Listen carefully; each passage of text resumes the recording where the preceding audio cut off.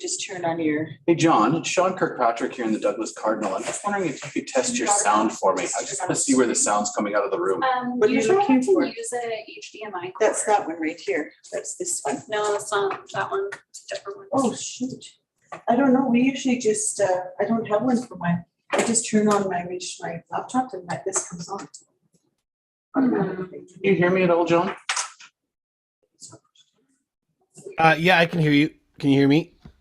I can hear you. Yeah, I'm just going to check the sound on something here, if you don't mind. Yeah, go ahead.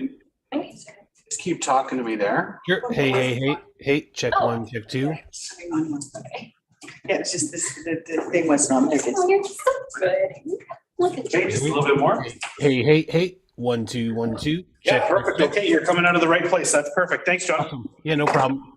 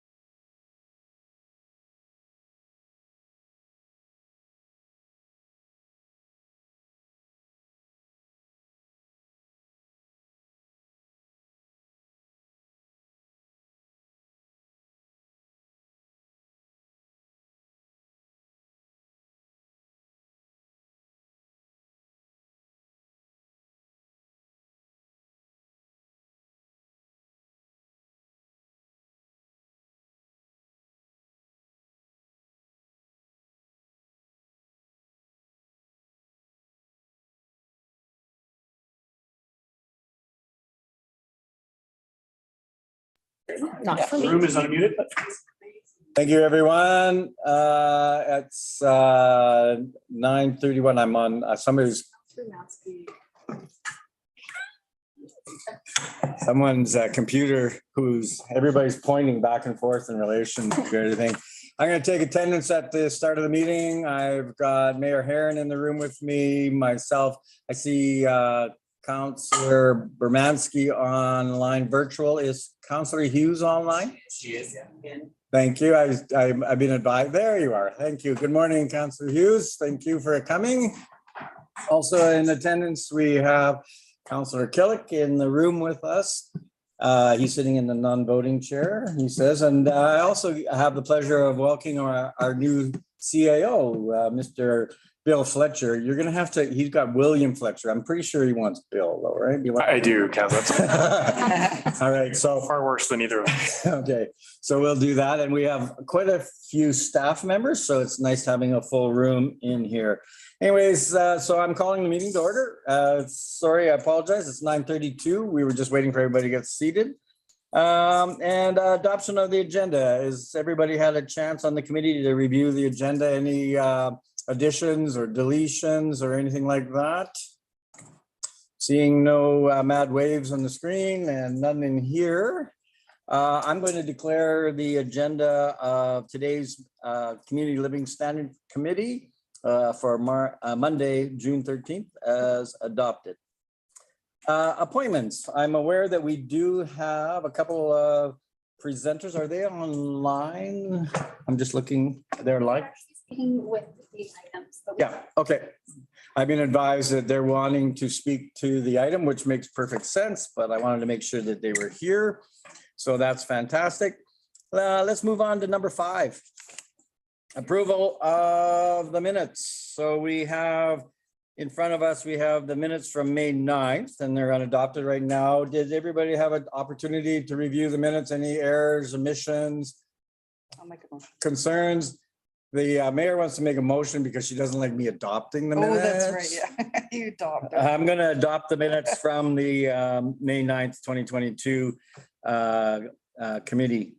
So I'm declaring them adopted. Thank you very much. And then we have the advisory committee business arising, number 6 on our agenda. We have the May 4th Youth Advisory Committee. We have the May 25th Arts Development Advisory Committee, and we have the EAC minutes from May 26. Did everybody have a chance to review those or any concerns from any, particularly the committee members in attendance from any of those?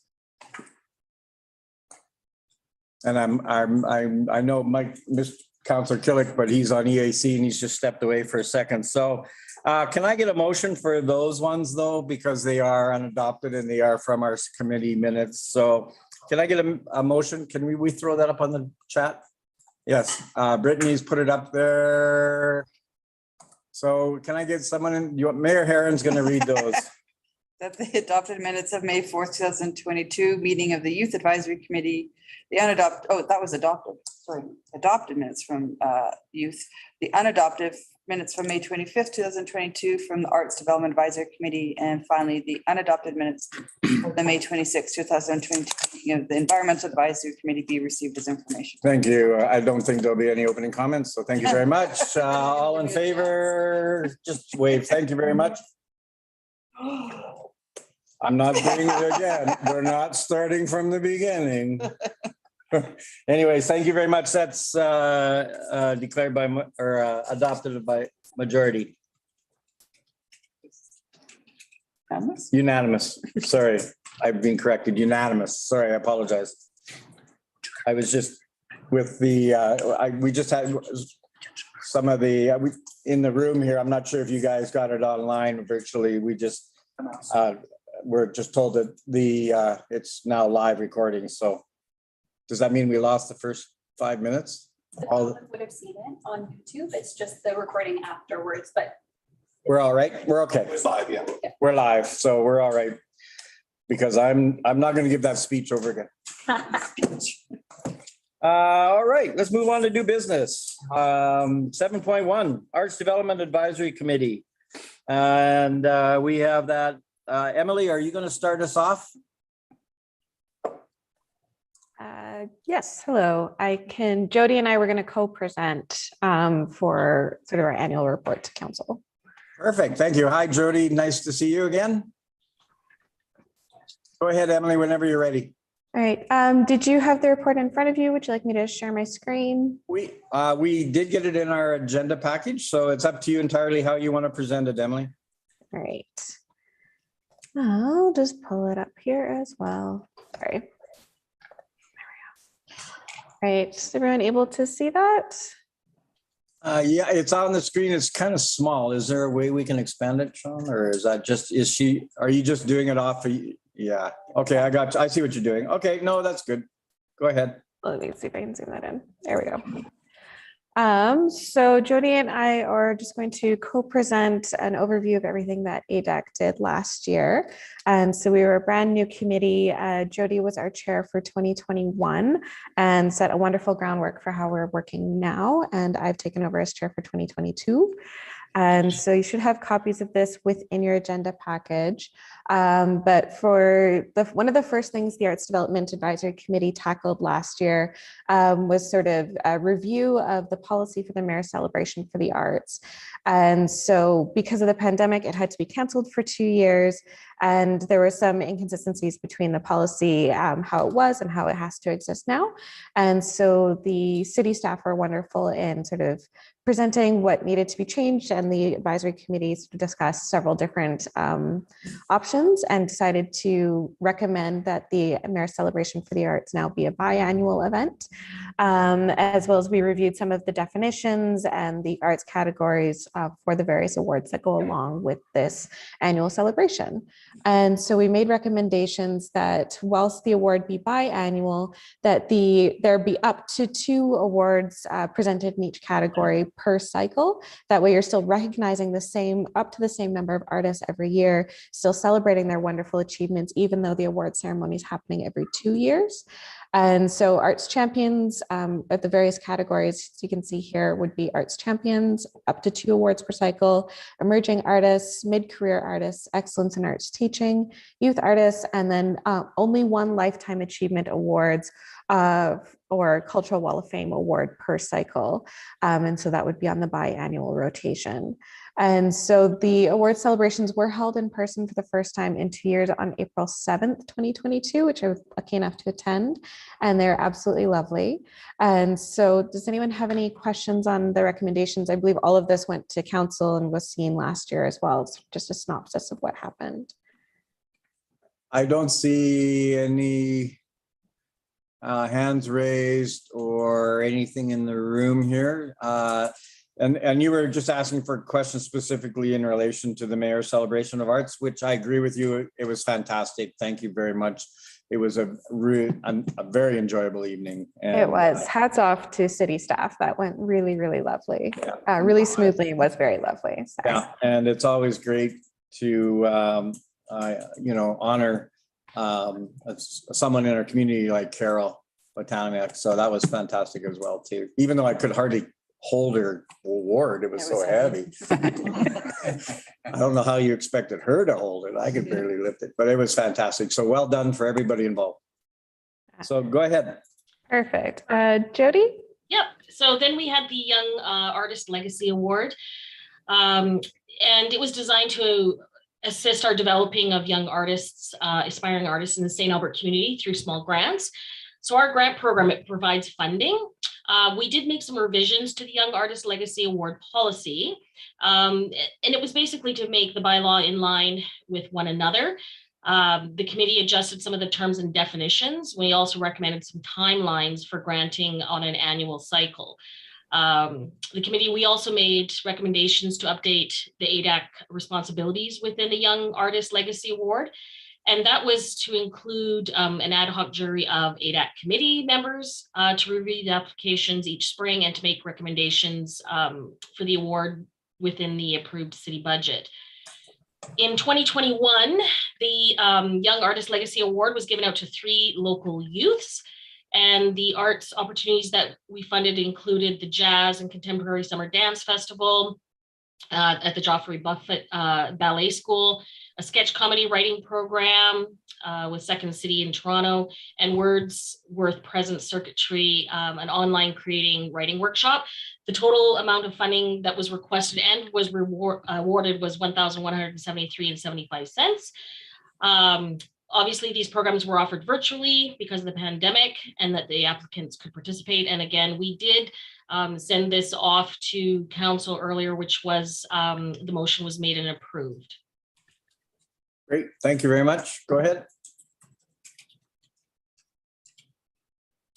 Jody, did you want to do walk, walk, dance, and then I'll take the conclusion section? Yeah, for sure. Perfect. Thanks. Walk, walk, dance. That was here at the Children's Festival. It was for the full month of June.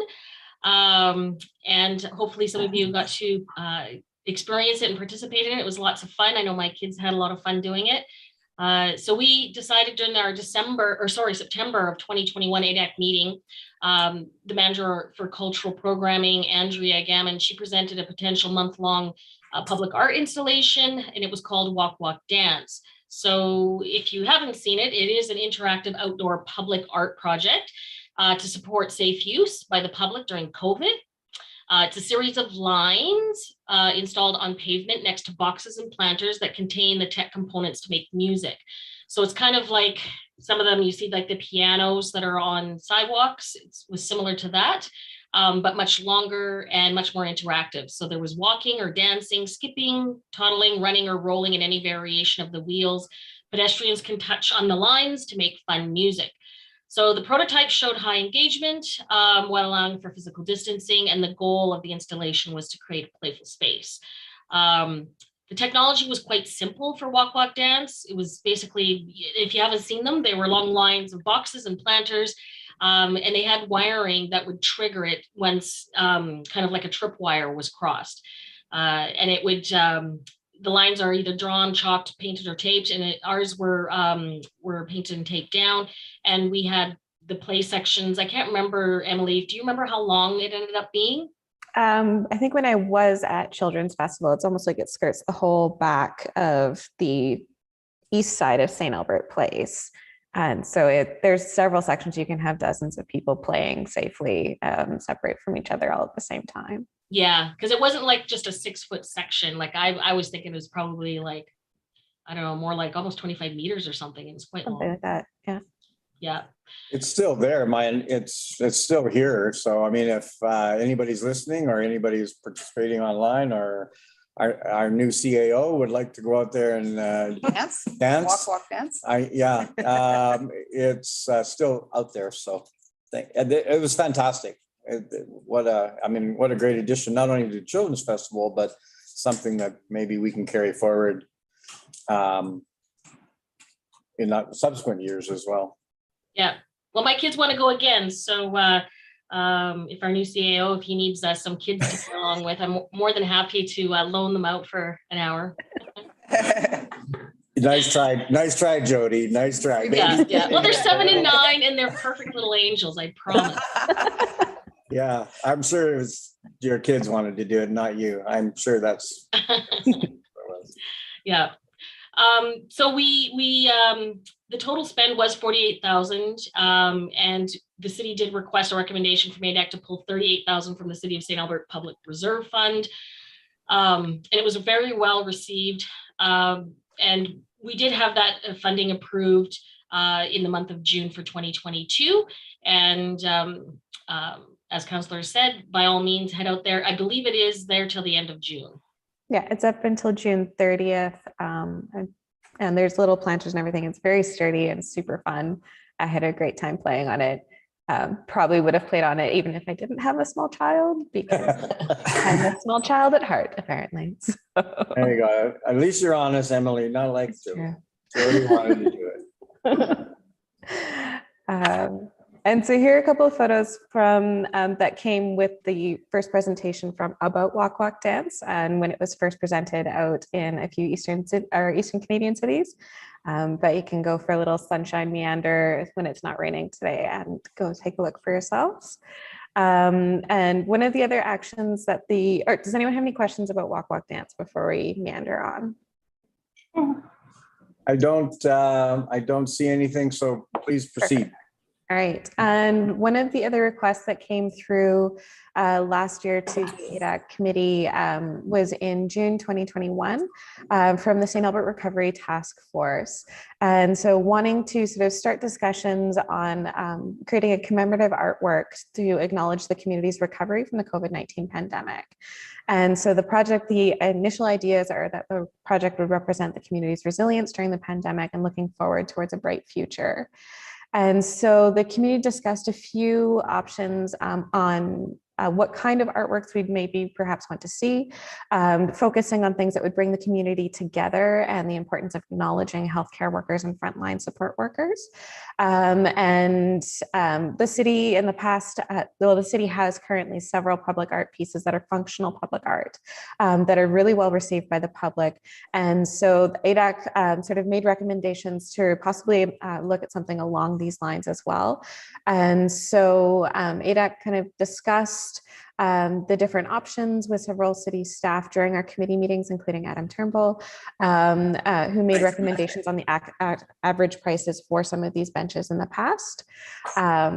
And so these were sort of initial level discussions. And so afterwards, the city or the ADAC made recommendation that functional art was preferred for the RFT for this project, such as benches or tables, a gathering place or a picnic area, that it possibly be placed in a publicly accessible space near the hospital.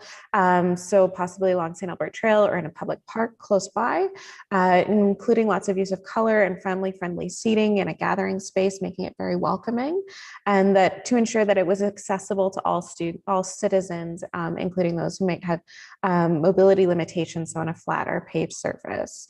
And so the committee recommended that possibly benches or picnic table area, and sort of gave a guiding budget based on city recommendations. However, we didn't make any motions at the time. This is sort of early stage discussions. I did include some of the example photos that were provided to the committee in this annual report to sort of give a little bit of an idea of some of the things that were guiding these conversations that were happening at ADAC during that time. And so. Thank you, Emily. I'm Mayor Herron has her hand up with a question in relation to this. More comment.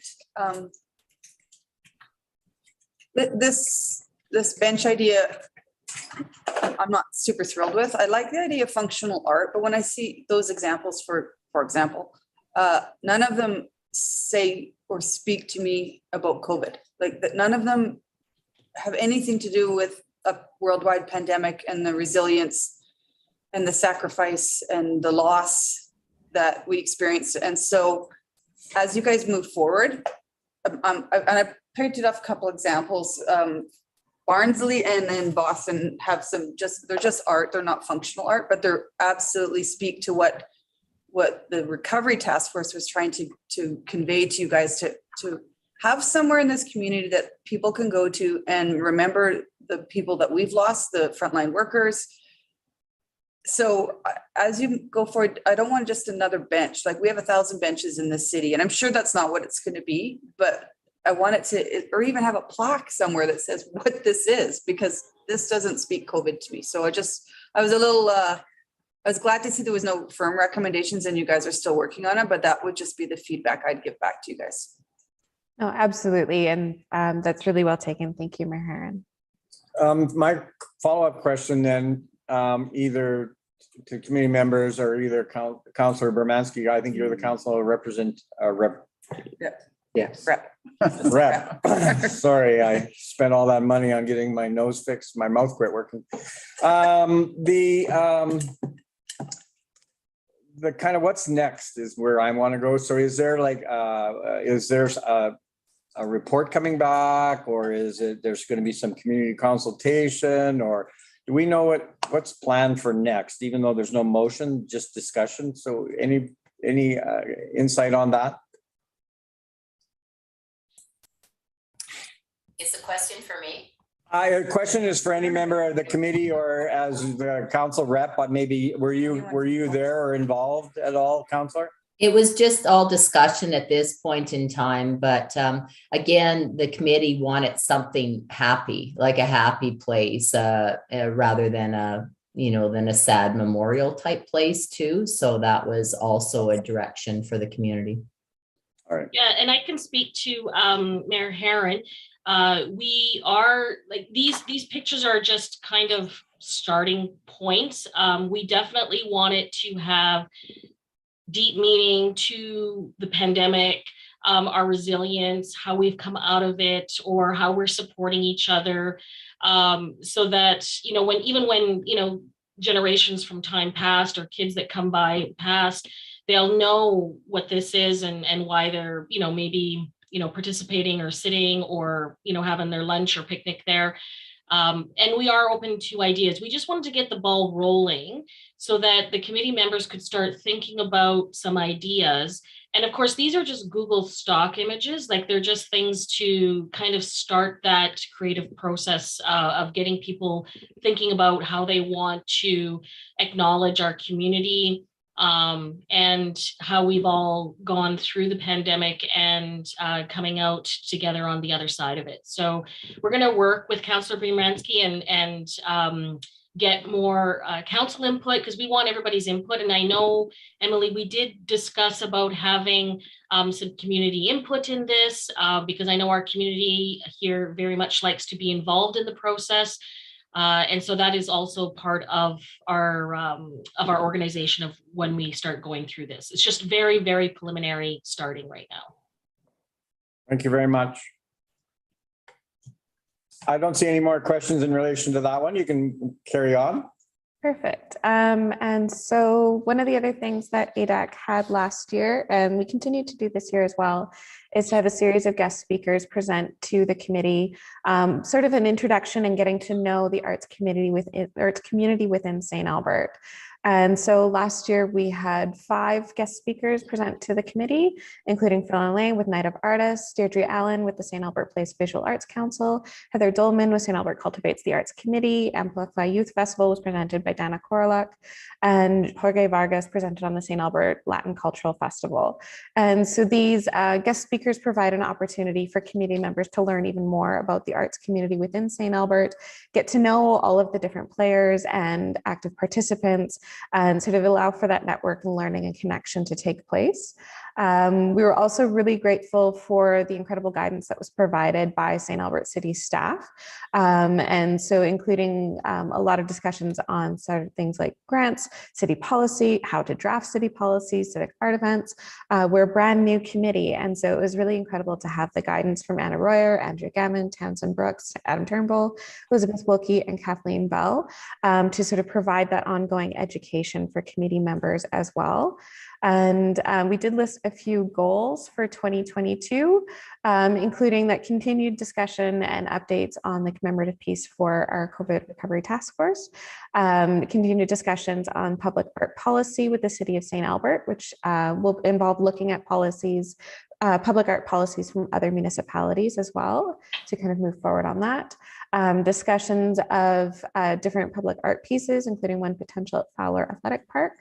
And then with the reopening of society and lots of in-person arts activities, one of the goals is for community members to get out and attend more in-person events, get to know our community and our arts community in a post-COVID world, and sort of reconnect after some separation.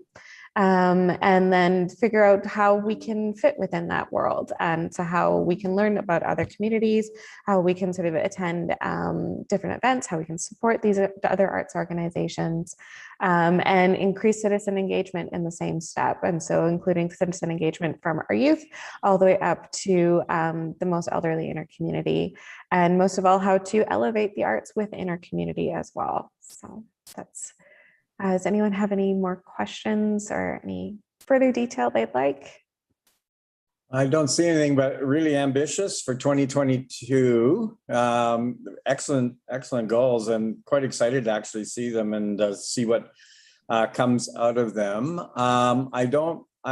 Thank you very much, Emily and Jody. I don't see any other questions on that. Emily, I was going to give you 30 seconds to tell me what's happening at the art gallery, but only if you're ready, only if you want to. No, absolutely. Currently, I'm sitting in a very dark room with only 2 lights because we are installing a video installation. That's an audio video installation by an artist duo named Brad Nessick and Gary James Joins. We installed a 15-foot by, it's about 9-foot screen on Saturday. I can see it over the top of my computer.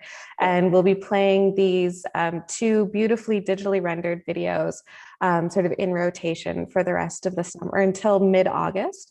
And these videos, while they're digitally rendered spaces, they're almost like these love letters to 2 wonderful landscapes. One of them being Joshua's Tree in California, and the other one, Avatar's Grove in British Columbia. And so both artists feel that these spaces are really, really profound, and they wanted to make a video that allows you to kind of venture into these spaces, but also sort of experience the audio in your body as well. And so it's a really immersive experience. And it's something you should really give yourself the time to come and sit and just experience. We've got beanbag chairs and comfortable seating. And so it'll be a really, really beautiful installation. And we're opening it Thursday this week. So I'll have all the ladders out of here by then. Sounds exciting, actually. Councilor Bermansky, I see you have your hand raised. Go right ahead. I just want to mention something to the group. I attended the Art in the Open on Saturday, and it was amazing. And I'd love to promote that a little bit more, next year. But that's where you go to all different homes and all different artists. They're displaying their works in their garage, in their yard. And it was just such an exciting event because everywhere you went, it was a surprise, like something totally different. And, there was one beautiful yard that, they had mentioned a couple women decided to sit there for a couple hours and just stare at the art. So it was absolutely one of the best things I've ever seen, in the community and just meeting all the people. So I love that event, and I just want the arts to promote that going forward. So it's great. Thanks. Thank you very much for even raising it. And I'm glad you're able to attend it. I know we were all notified of a few of the locations. And unfortunately, I was unable to get out and about, but I'm actually quite sorry I missed that now that you provided that background. I don't see any further questions on that. We have just the recommended motions. Councilor Bermansky, you want to put them forward? They'll be in your chat or on the screen. Or they're part of they're on page 19 of the agenda package as well. Okay, I've got it. Thank you. Okay. That the Arts Development Advisory Committee annual report for 2021 provided as an attachment to the June 13th, 2022 agenda report titled Arts Development Advisory Committee 2021 annual report be received as information. And 2, that the Community Living Standing Committee recommend to Council that the Arts Development Advisory Committee's proposed 2022 priorities as set out in the committee's 2021 annual report be approved. Thank you. Any opening comments at all, Councillor?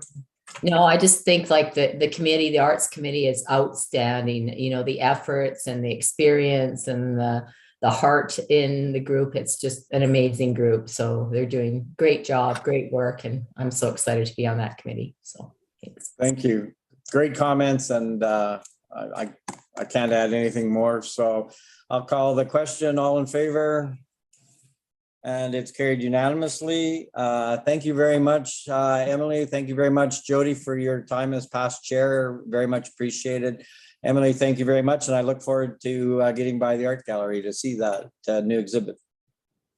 Well, thank you for having us. It was lovely to be able to present. And I echo what Shelley says, it's a really fun committee to be on, and hopefully we can carry on. So. Wonderful.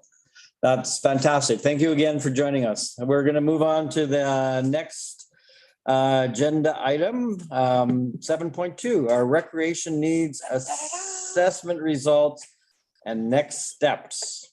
And I think we have Danielle, you're going to present. Are you going to introduce it at all, Diane? I hand it right over to Danielle. Okay. I was forewarned that this is a comprehensive presentation. So Danielle has requested of committee members if we could hold our questions, write down where they are, what slide they were on, and it will just make things go a little bit more smoothly, and we just don't have to trip on different sections. So you go ahead, Danielle. Thanks, Councillor Mackay.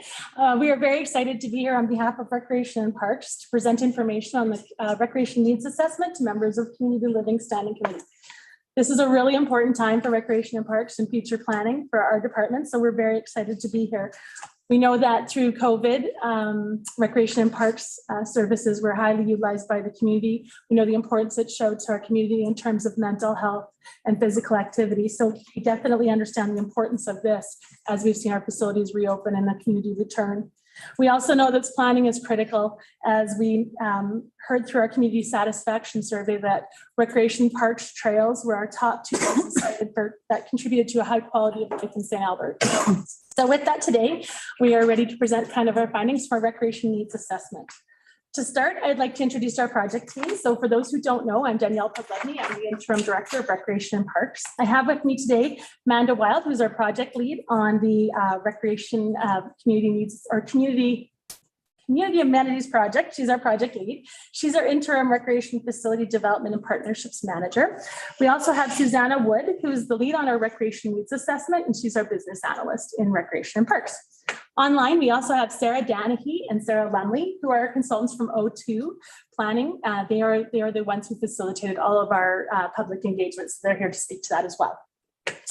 Through today's presentation, which is a robust presentation, so it's a good chunk of time, but really appreciate you just taking notes as we work through it. We're going to provide a high-level refresher on how community need for recreation amenities is assessed. We're also going to walk through the What We Heard report that occurred during our recent Recreation Needs Assessment community engagement. We'll also provide an overview of the prioritized need for recreation amenities in our community, focusing in on amenities assessed at a high or a medium-high need. From there, we will give an overview of the process and timelines for next steps in this very exciting project. We'll be sharing a significant amount of information, so as Councillor Mackay mentioned, we would just appreciate if you hold questions till the end, and then we can get into all the questions that you have. To return to a graphic we've shared with Council before, this chart shows the progress completed to date on this initiative. Administration has started the needs assessment a few years back, and from that time we've advanced work to complete the public engagement, and now we are at the here we are here step, which is the recreation amenities priority that we're bringing back for review to CLSC and then through Council.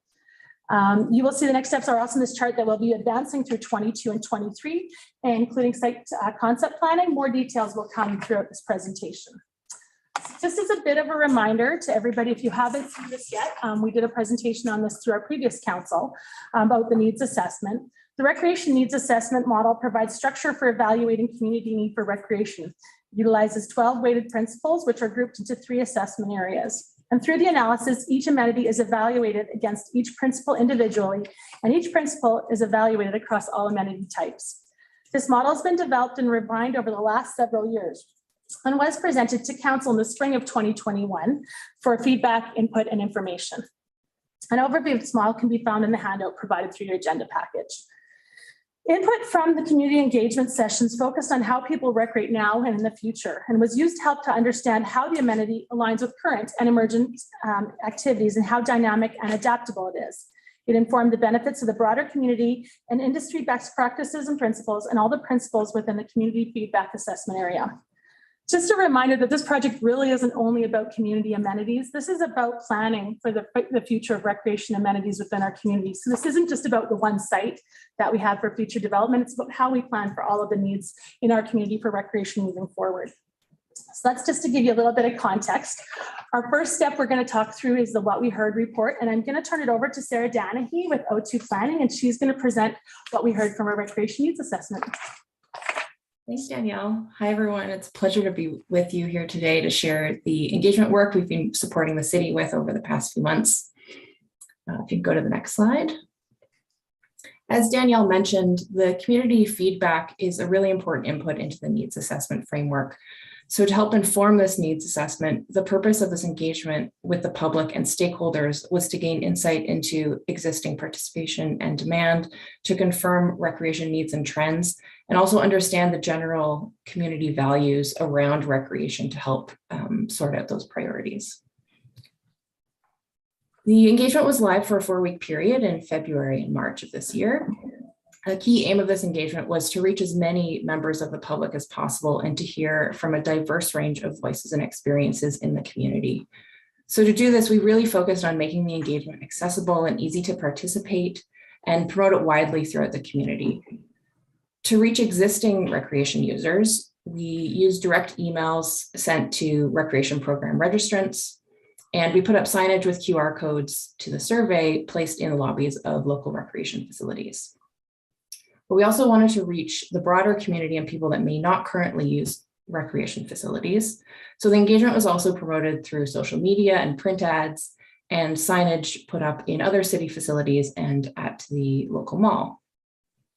We also encouraged community organizations to share the opportunities with their members and to put up posters in their own locations if they wished. To collect feedback, a variety of engagement tactics were used, with the online survey being the primary tool to collect this input. But we also provided paper copies available to pick up at the local recreation facilities for those that couldn't participate online. To host conversations with stakeholder organizations, we facilitated a series of invited workshops and provided a supplementary discussion guide for those that couldn't attend a meeting themselves. So with this extensive promotion and participation in the survey, it resulted in over 1,800 survey responses. We also had 34 different stakeholder organizations that participated in either a workshop or a stakeholder discussion guide. And those groups represented a diverse range of the community, including community recreation organizations, equity-seeking populations, school boards, local government, and Indigenous community members.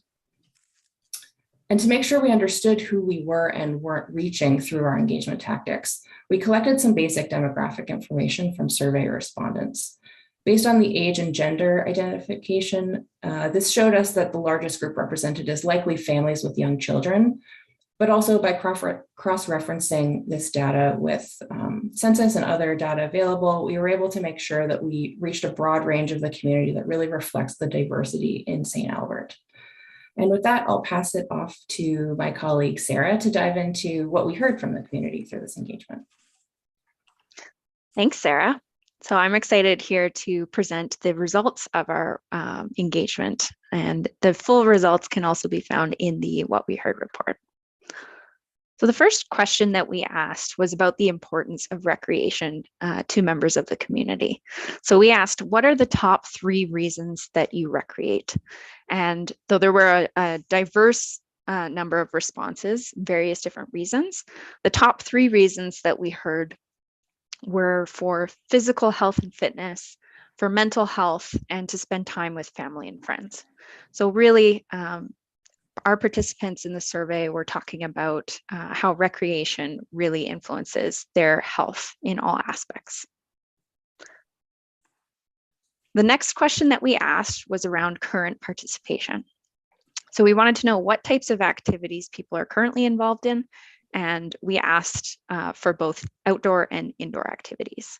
And so as you can see here in the graphic, we have our top 10 activities that people, households participated in, and green is shown in green is our outdoor activities and blue is the indoor activities.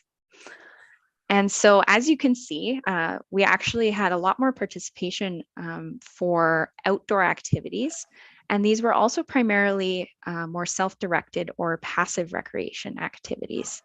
And those included running and walking, swimming, cycling, camping, some of the top outdoor activities. And then our top 2 indoor activities were indoor swimming and fitness and gym-based activities. We also noted that on average, most households participated in about 10 activities. And we actually had one household that participated in 36 activities, which is pretty amazing. Next slide, please. Thank you. So this shows the full spectrum of activities that we asked about. And so both the indoor and the outdoor and the number of participants for each of them. And this full graphic can be found in the What We Heard report, as well as profiles for each of the activities. So we asked a series of follow-up questions related to the activities that people selected. And I'll jump to the next slide to go through those. So the first couple of follow-up questions we asked for each activity were, how do you participate in the activity? How do you expect your participation to change? In terms of how people participated in the activity, we asked if it was either self-directed, program or class-based, or competitive league. And then we did have another option as well. From that, we heard that most of the participation was self-directed, and often if there was participation through a class or in a competitive format, there was usually also participation as a self-directed as well. And then that second question about expected change really showed us that most households anticipated that their participation would either increase or not change in the future. And in addition to those two questions, we also provided the same list of activities and asked if there were any activities that households didn't currently participate in, but they wanted to in the future. And from that, similarly to the current recreation results, we heard a lot of interest in those outdoor and more passive leisure and recreation opportunities, such as boating, cross-country skiing, pickleball, and disc golf, some of the top ones. And then we did hear interest in some of the indoor activities as well. So that included climbing, badminton, pickleball, and curling. And next slide, thank you. To get a sense of some of the things that might be preventing certain households from accessing recreation, we also asked about barriers. And from this question, we heard that about 69% of our survey participants do not face barriers to accessing recreation, though there were 31% that did face some barriers. And those top barriers that we heard about were availability and timing, and cost and affordability. And so for availability and timing, this included factors like classes or facilities being over capacity. For timing, it was more about either inconvenient hours of operation or inconvenient booking availability. And we also heard about some limitations about existing facilities for specific organizations or sports. And for cost and affordability, we heard that fees can be a problem for access for those who cannot afford them. And then rental and operation costs were a barrier, particularly for school groups and organizations. We also had another section for barriers where people could, instead of just selecting from our list, tell us about any other barriers that they face. And so one of the big ones we heard from those comments was around safety and inclusivity. And so along that theme, we heard there needs to be more safe spaces for youth, more consideration for physical and sensory accessibility in both facilities and programs, more transit access to recreation opportunities. And from our Indigenous communities, we heard there's a need to deconstruct the booking process to make that more accessible to those communities.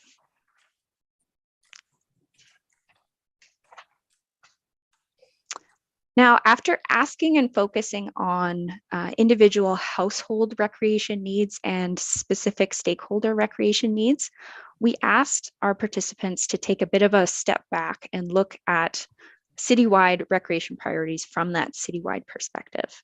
And so we asked a series of questions about different types of recreation opportunities. And what we heard from that was that most participants want to see a balanced approach to providing recreation opportunities.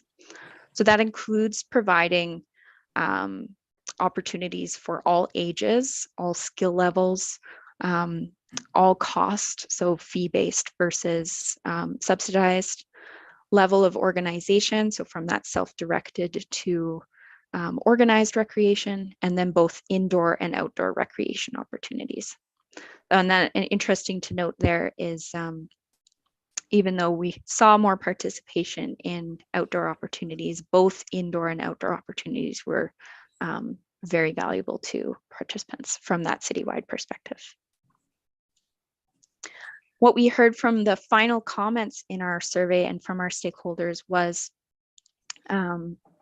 there's a need to address the availability and capacity or demand issues. And some of the suggestions for that were to look at multi-purpose or co-locating opportunities when planning recreation facilities.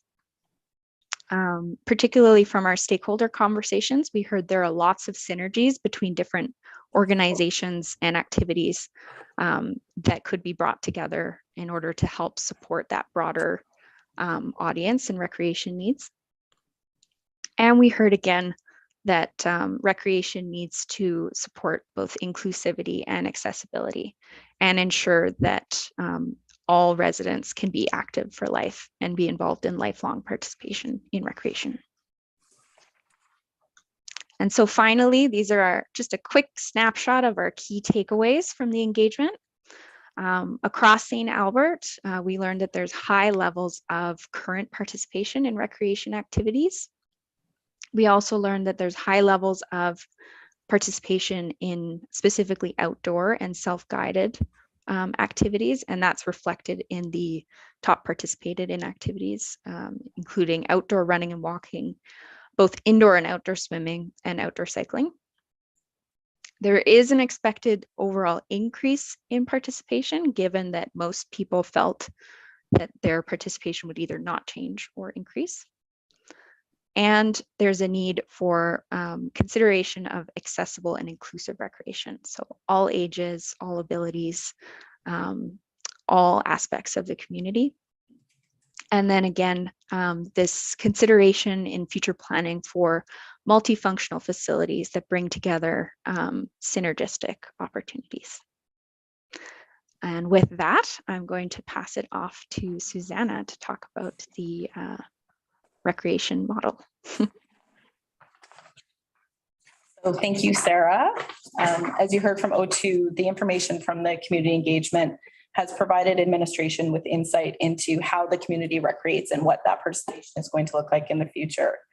So I'm Susanna Wood, I'm Recreation and Parks Analyst, and I'm going to tell you more about how we have taken this information and applied it to the recreation needs assessment, along with all of the other qualitative and quantitative information that we have. So as it relates to the principles of the assessment, the community engagement has helped us to understand how each amenity aligns with current and emerging activities, how dynamic and adaptable it is, how the amenity benefits the broader community, and of course allowed us to hear right from the residents, community groups, and the region in terms of what the future of recreation looks like for them. This was an opportunity for us to hear from the overall community about their needs, not just an outspoken vocal minority or those that have an existing strong advocacy group.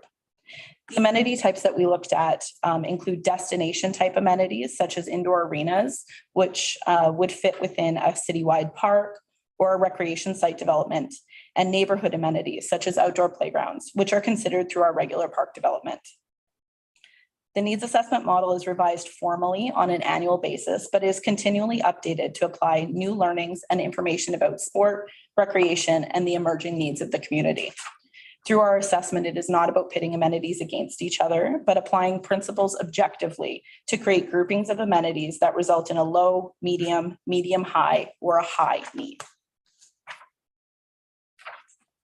So over the last 2 months, administration has worked through an update of the rankings for 39 different amenity types, 36 of which the city currently provides, and 3 amenity types which have been brought forward by the general community or by our community partners.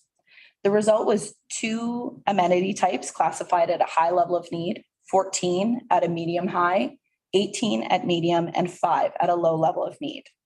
This ranking reflects amenities that were in place and available to the public as of April of this year, not those that were planned or were currently in construction phases at that time. So using disc golf as an example, it's currently at a medium high level of need, but after the new Kingswood disc golf course opens, that level of need would be reassessed and would likely decrease. As part of the agenda report for today, we provided all of the rankings for the amenities, but for the presentation, we're going to be speaking in more detail to the high need amenities, providing you with detailed background into that analysis, and the medium high need amenities, outlining the themes that we saw there.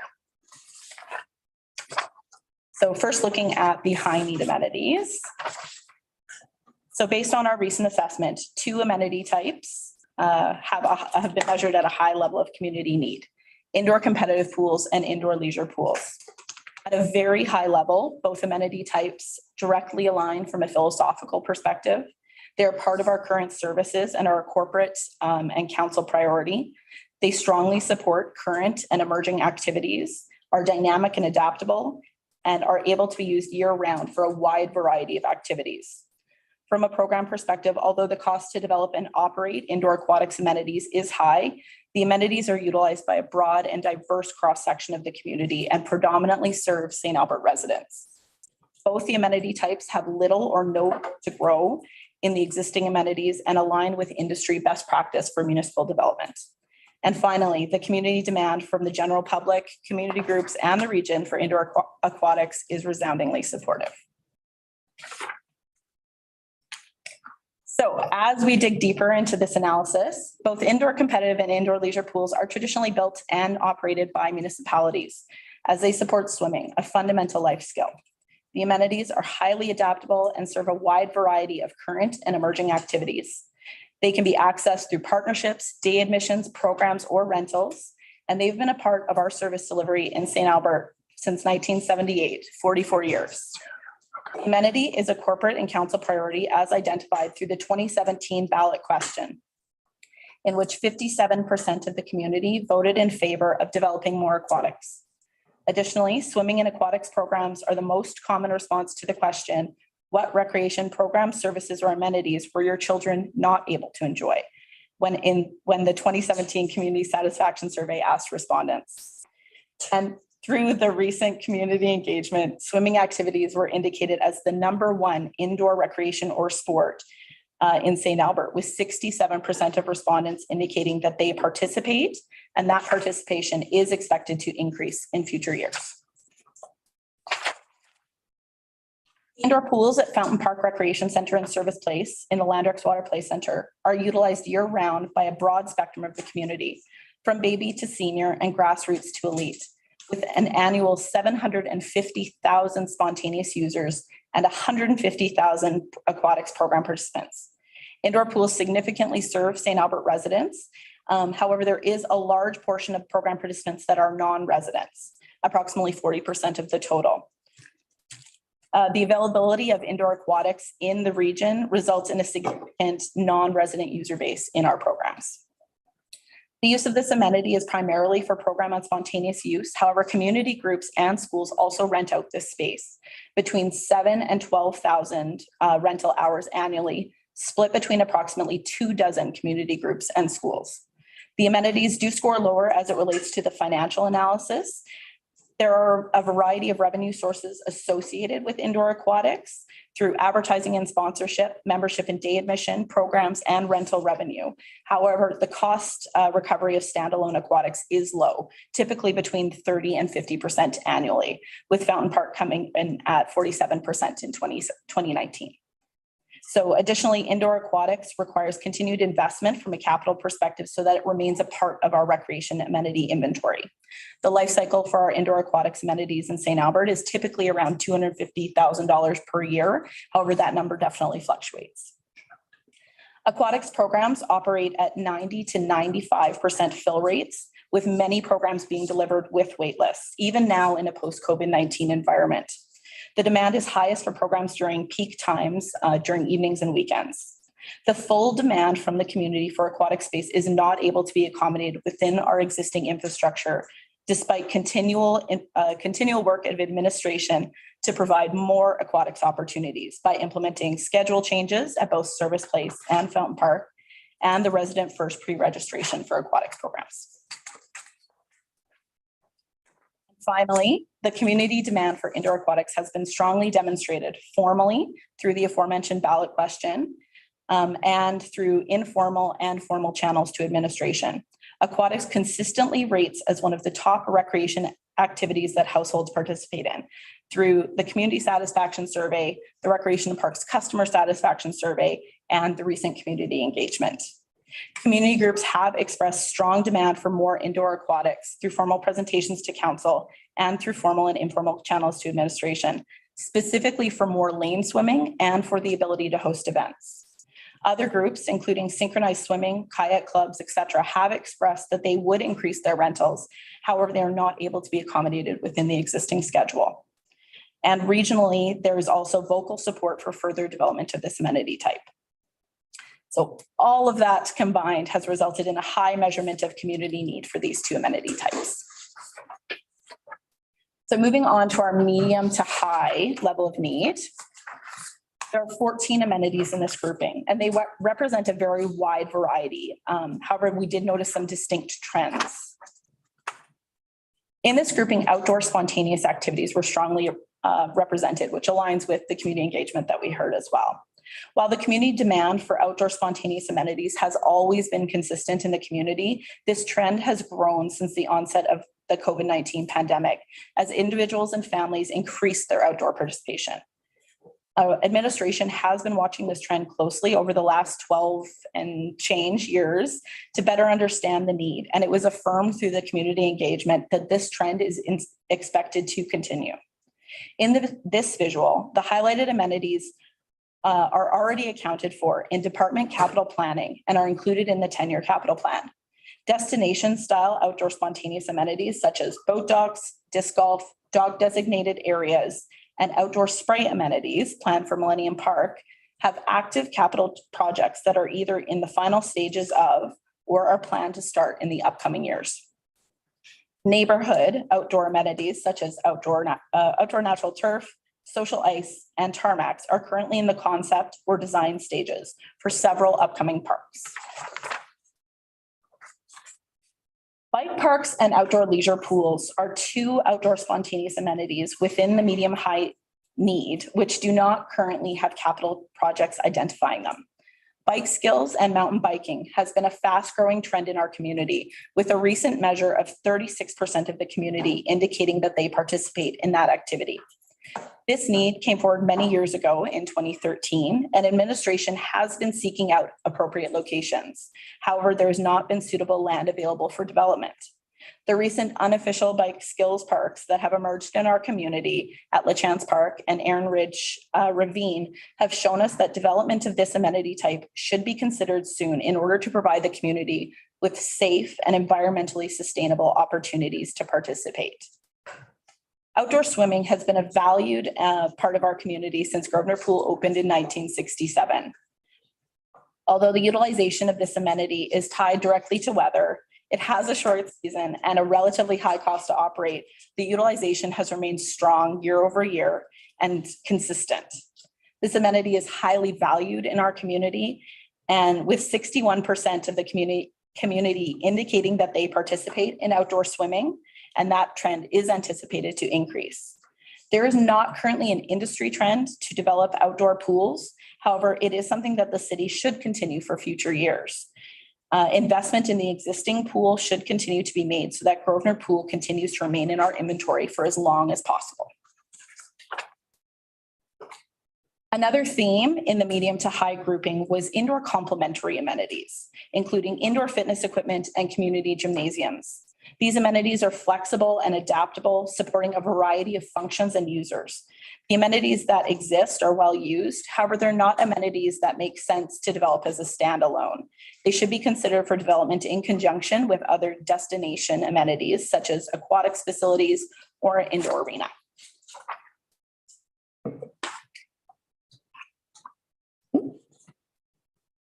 Sorry, went too far. Indoor arenas have a long and proud tradition in St. Albert and have extremely high satisfaction. The amenity type is multifunctional, operated year-round with ice during the ice season and without ice during the dry floor season. The users of indoor arenas are primarily community groups, of which the membership consists primarily of St. Albert residents. Indoor arenas are not readily available to the general public, as access is through programs or community group membership, with a very small number of public skate opportunities throughout the year. Similarly to pools, indoor arenas have a high cost to operate. And though there is significant revenue associated with this amenity through rental, program, and advertising and sponsorship revenue, the cost recovery is low. Additionally, this amenity type requires continued investment through life cycle maintenance so that they remain a part of our inventory. The final two amenity types in the medium to high level of need highlighted in the slide here are unboarded artificial turf, which has recently emerged as a trend. And there has been formal demand by a local sport organization to develop. This there is revenue generation. This amenity is dynamic and adaptable and can be used with or without turf for a variety of users. There is revenue generation opportunities with development. However, the cost to develop this type of amenity can be significant. Administration is currently working to better understand this new trend in sport and what opportunities are available within existing amenities before recommendations are made for further community development. Pickleball has experienced dramatic growth since its emergence in St. Albert around 2006, with interest in the sport continuing to increase both in terms of the general community and the size of our local associations.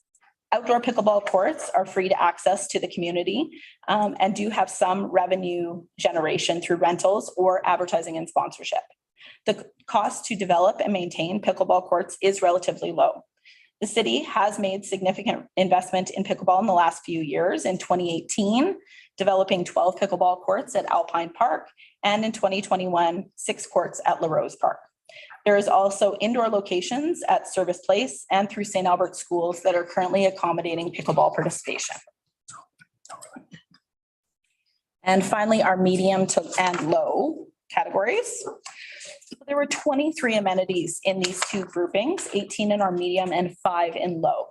The majority of these amenities align with current services of the city, and the needs are being met within the existing inventory. In this grouping, there are 2 amenity types that were brought forward by community groups and were evaluated by administration utilizing the model. Many of these amenities are included in regular park development, but many of these amenities would also be considered for development as a complement to other recreation development in the city. However, they're not necessarily being specifically actioned at this time. The evaluation results that have been shared with you today reflect the current state of recreation in our community today. But I want to again emphasize that recreation planning is not simple or formulaic, and much more than just this assessment would go into developing new parks or recreation sites. So with all that in mind, I'm going to turn you over to Amanda Wild, who's going to speak to how we will move forward from here. Well, thank you, Susanna, and I am thrilled to be here today sharing this with you and talking about how we're going to bring this project and all of this information forward into reality over the coming years. So when looking at our recreation amenity needs assessment as it relates to the potential future community amenity site in the Shiro neighborhood, there's a lot of opportunity there to meet the community need and demand. However, that opportunity needs to be balanced against the cost of developing and operating the site over the long term. Therefore, a process for making sustainable, fiscally prudent, and forward-thinking decisions is required. The first piece of this process is to develop a minimum level of a development, or what we're calling a base case, for the community amenity site that will form the basis for future planning. This site is envisioned as a campus site with other community uses integrated as the ultimate design. However, this base case allows administration to move forward on the recreation component of the planning. As a minimum level of development for the future community amenity site, the project team would recommend that the site include an aquatics facility. This is the only identified high need amenity, and the need and demand for aquatics will only grow as the city progresses to meet its goal of 100,000 residents.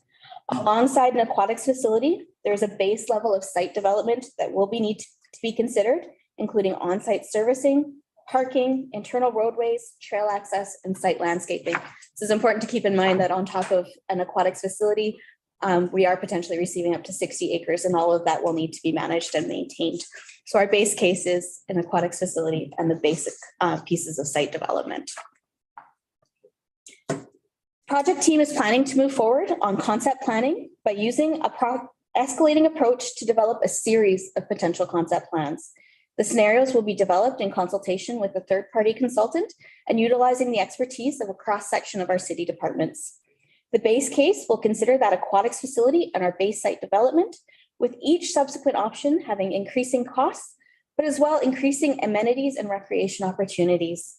You may have seen this concept in other municipalities, sometimes called good, better, best, kind of that gated approach. These concept plans will use our medium-high category of the assessment to guide development, with consideration to those medium-rated amenities only in cases where there's a natural fit and efficiency to including that amenity. Scenarios will be developed considering not only cost and community demand, but the compatibility of amenities, the efficiency of construction and operation, our available land, as well as the site layout and flow. So this is really where that art piece comes in.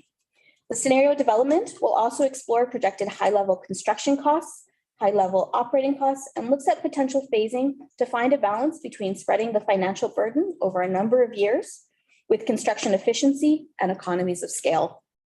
Finance will be engaged to support establishment of fiscally reasonable parameters for the concept plan scenarios and to develop high-level tax implications for us. It is important to know that the cost will be a major driver, and costs for recreation and amenities have increased substantially since our existing City of St. Albert facilities were built. The project team will continually assess costs and financial feasibility as the project phases move forward in direct consultation with council.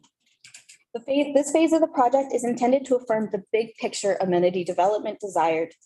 Costs will be derived using examples from across Canada, as well as industry standards, but will have a significant range associated with each amenity in the scenarios.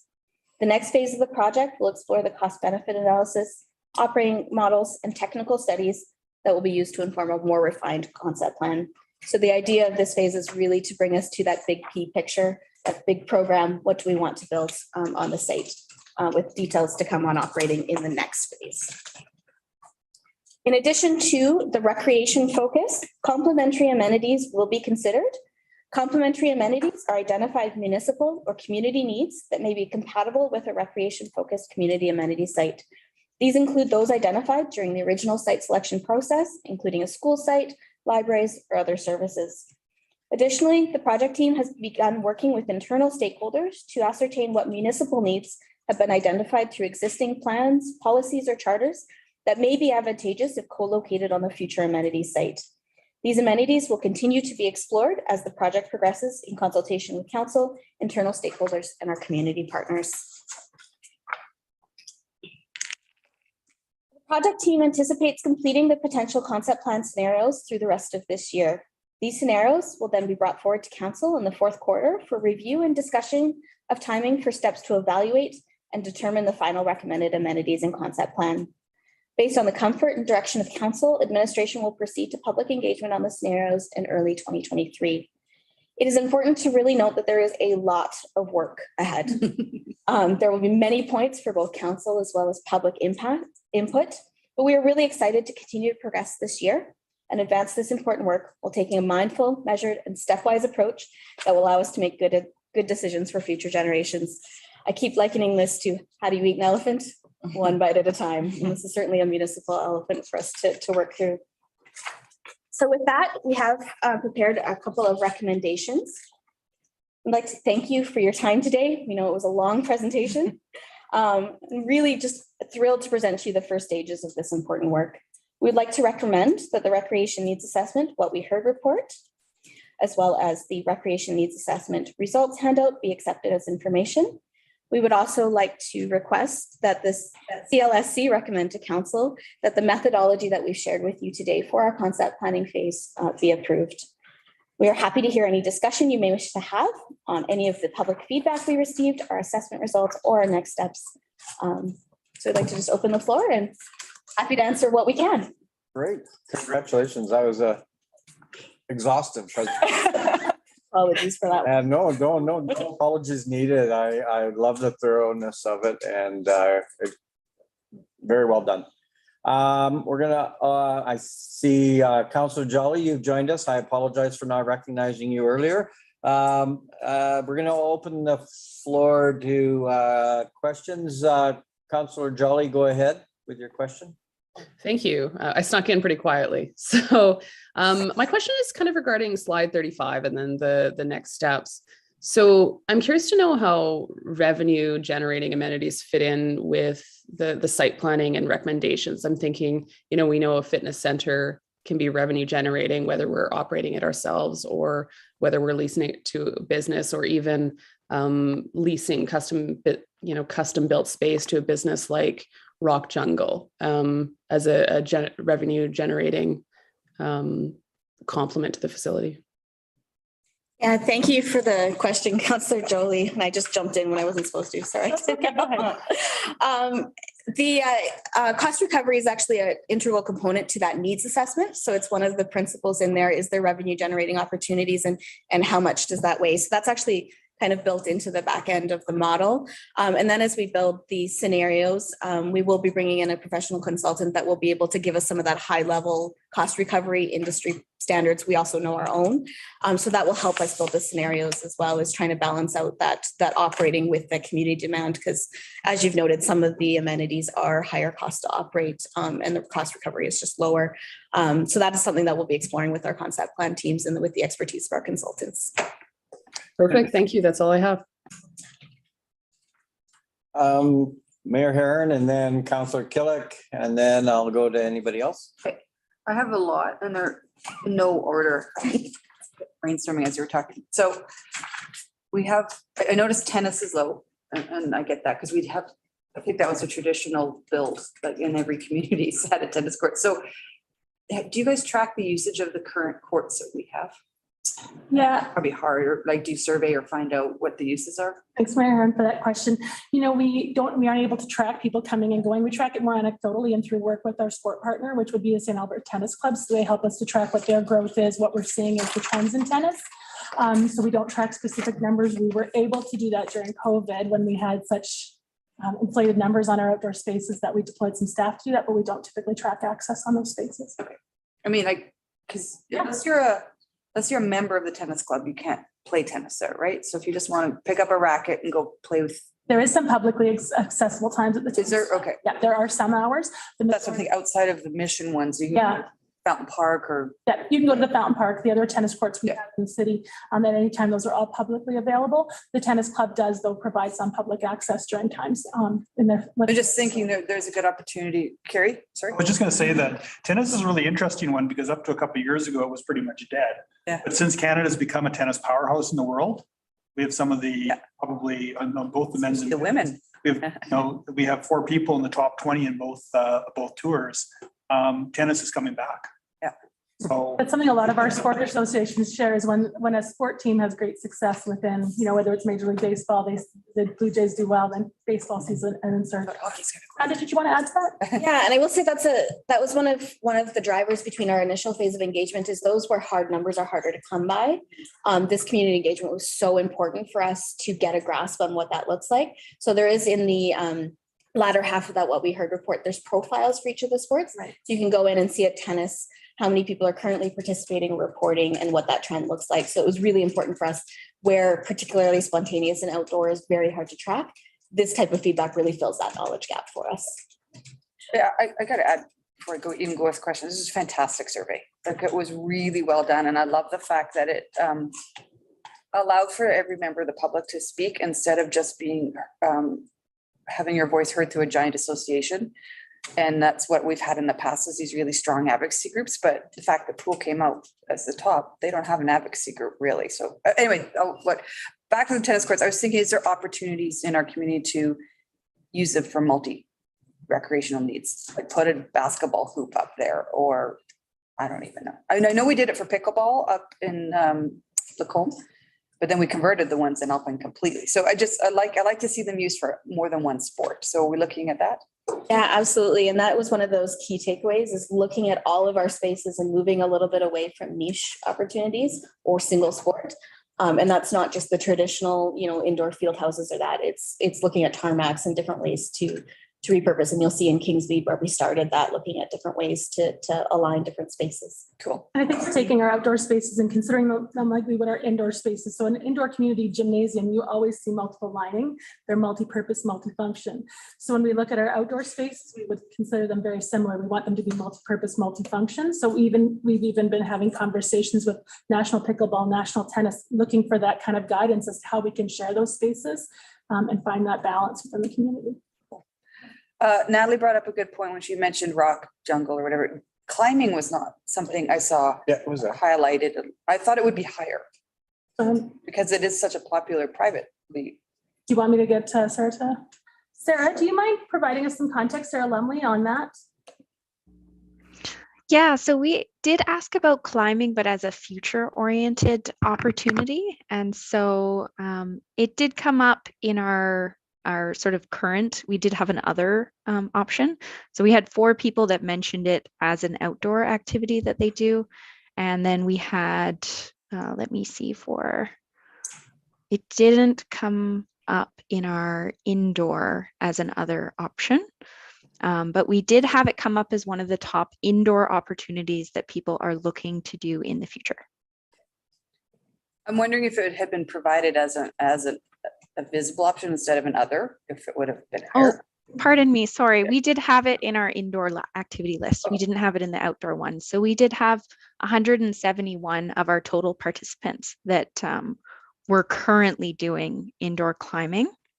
And then from our activity profile, we had 17% of respondents that wanted to do it in the future. So I think, as was mentioned earlier in the presentation too, that's sort of a growing interest.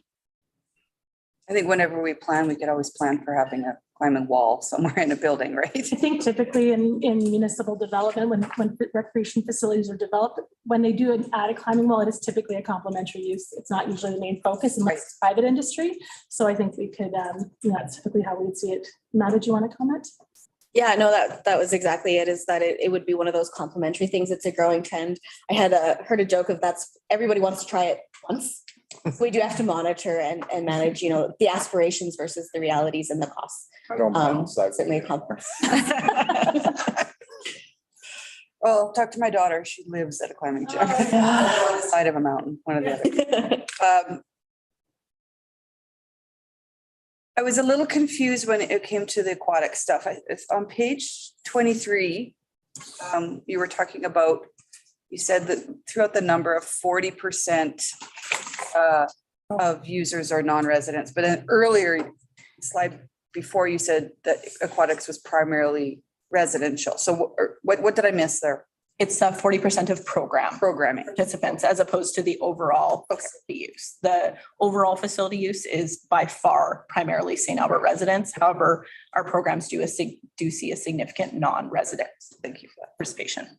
And then I was trying to think, you said that it's generally a municipality that builds a pool. And then of course we all know the Y does too, but I couldn't think of, is anyone else building, like as a not-for-profit building pools, or is it just the Y?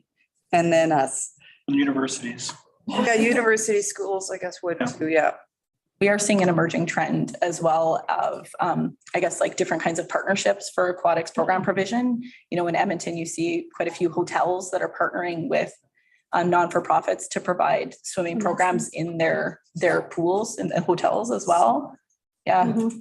Yeah. I will say, even to the Y, more recently, the Y is not building their own facilities. They are coming in as an operating partner or a partner with a municipality. And I won't even ask about that kind of stuff yet. We're not talking operations. That's still on the table. It is, absolutely. It is? Okay, cool. And then I was just curious about indoor fitness came up as a medium to high need. And I was surprised at that because of the number of gyms that are everywhere, opening up all over our community. So how does that get escalated so high? Is it just because it is revenue generating and that bumped it up in your statistical data? So the financial piece is definitely part of the assessment. The community engagement is the most significant contributor to the needs assessment outcomes. So the fact that indoor fitness participation is so high coming from the community, that's definitely why it gets a little bit of a higher piece as well. It aligns with our philosophical provision, and then the utilization of the indoor fitness center at Service Place has remained consistent. And even since COVID-19, we've seen that recover. People are very, very keen to get back in their fitness. But you're not hearing from the public that there's a lack of facilities. You're just hearing that they like to participate, high number, but I'm not hearing there's a lack of fitness facilities. So I'm worried if I would obviously want to include it in the next build because it does generate revenue and help offset, but is there a need in the community for more? So I think as we grow, I mean, it continues to be looking at that growth of the community. I think we do have a strong private service in the indoor fitness, but it also is a complement to an existing facility. So it definitely serves a complementary function, as well as it serves a membership draw and an opportunity to make a facility maybe more robust in terms of what it's offering to the community. So it's finding that balance of what people want to do with also alignment with how we make our facilities financially viable as well. So in the scenarios, you had aquatics and then base servicing. And if I missed it, I apologize, but base servicing would be some of that complementary stuff? No, the base servicing is the reality of getting 59 acres of land. So that's that. Okay. Site servicing, road, trails, green space. Parking lot. Okay. It's that kind of stuff.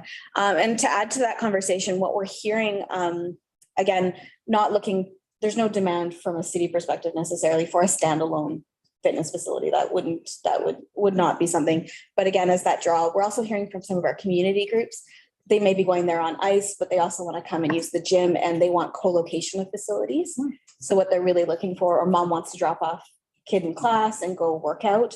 So it's really that added use onto another primary function we're looking at. So we're not talking about building just an aquatics facility. That scares me because I think there's an opportunity to do the base servicing, build a pool, whatever that pool looks like.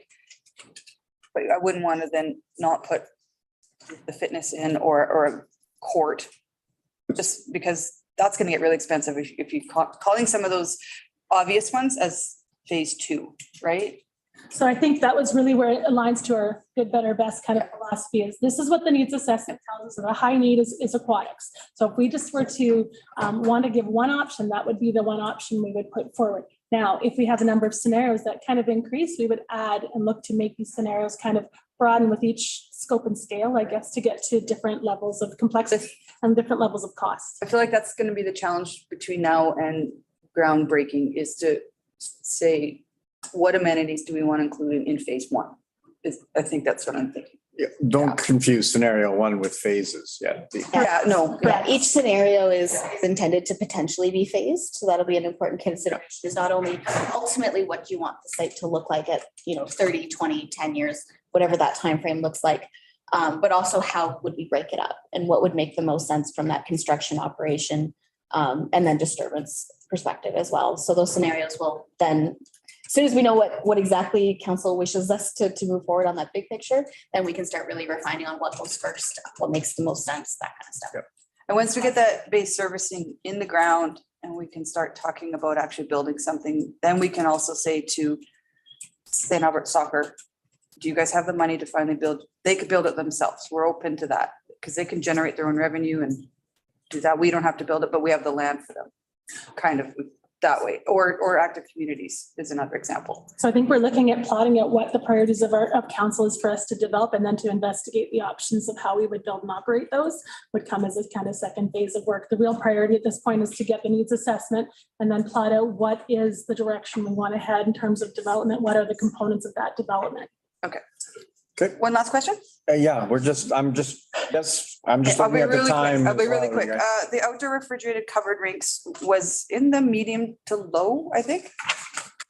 But when I was looking at when assessing recreation priorities, some of the questions we considered, one of them, is there a council priority that aligns with this amenity type, a council motion or policy directing network? So did the current motion that we have to support active communities bump that up higher than it would have otherwise, or did? Okay. Yes, that's important. Yes, I have never heard, except from active communities, a need for a covered refrigerated rink in St. Albert. So just that council motion bumped it up a bit. Yes, yeah, we did factor in the council motion into the assessment. Okay, thank you. That's all. All right, Councillor Killick and then Councillor Hughes. And I'm just conscious of the time, committee members, because we have one more presentation after this. So I want to get all the questions out, but I also am conscious of our time. Go ahead, Mike. Good, thanks. So really good to see that this reaffirmed quite loud and strongly that our 2017 survey said, you know, aquatics is at the top of the list. So, you know, that's great. Question, I wasn't clear what equity seeking organization on slide 8. I've never heard that term. So who is that in the community? Yeah, I'll ask Sarah. Sarah, can you comment on what that looked like? Yeah, for sure. In this instance, we used equity seeking populations to you might have heard the term marginalized populations, vulnerable populations, that kind of thing. Equity seeking is just a different type of language around that. So some of the groups we spoke to were supporting LGBT youth. We also spoke to different groups from different ethnic backgrounds. I can bring up the stakeholder list. But it's really, we wanted to expand, the intention behind that was to expand beyond just recreation organizations and to really reach out into the community to make sure that we were reaching everyone that might not participate on their own. So we were really getting different viewpoints in there. Okay, great. That clears that up. Just also another point of clarity. So recreation needs assessment is different than sports need, right? Like a very critical distinction is that organized sports are outside of general fun recreation needs assessment. Is that correct? Is that? So I wanted to give you a qualification. I would say sport is included as a part of recreation. Recreation is the broader need of the whole community, speaking to activities and leisure. Recreation and sport is a component of that. Does that make sense to you? Okay, so this survey didn't separate out organized sports. The organized sports were brought to the table, like a lot of our sport representative groups were brought to the table through a workshop format. So they were represented in this conversation through the engagement.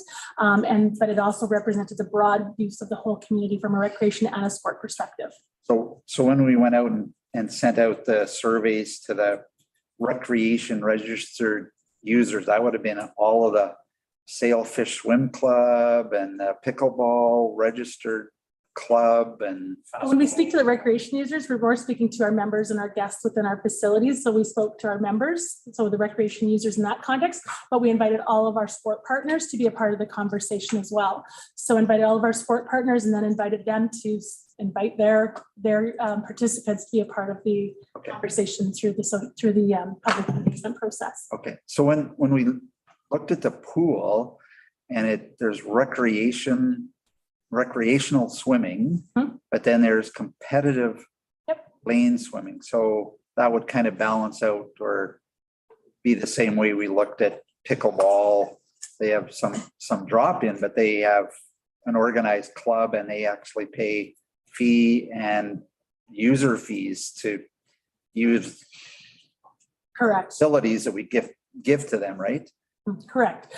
Did you want to speak about the needs assessment and how it relates? Go ahead. Okay. So I think that basically this is covering up all of those needs. So it would cover up the needs of the competitive swim clubs that they've come forward and said that they would want more competitive swim space, but it also covers off the recreational need for just residents within the community who want to come recreate within our facilities, those who want to use it for fitness, whether it be aquasize or lane swimming for personal fitness. So it covered all of those kind of broad spectrum components. Okay. If I could add to that, yeah. Just as we went through our survey, so we had our focus groups with our community groups to understand from their perspective what they needed, wanted, what their barriers were. But then we also asked the public, do you participate in spontaneous, do you participate in programming, or do you participate in a league? We got that kind of more balanced perspective from the public and how they perceive themselves participating, so that we were able to see it from both sides, the community groups, their need versus what the public is saying and how they're saying they participate as well. So we did get both looks even at sport. So just a final question, just so I can wrap my head around kind of the concept plan and next steps. We're going to start, I think it very loud and clear. Pool is, right up there at the top. Service plan for future kind of build out.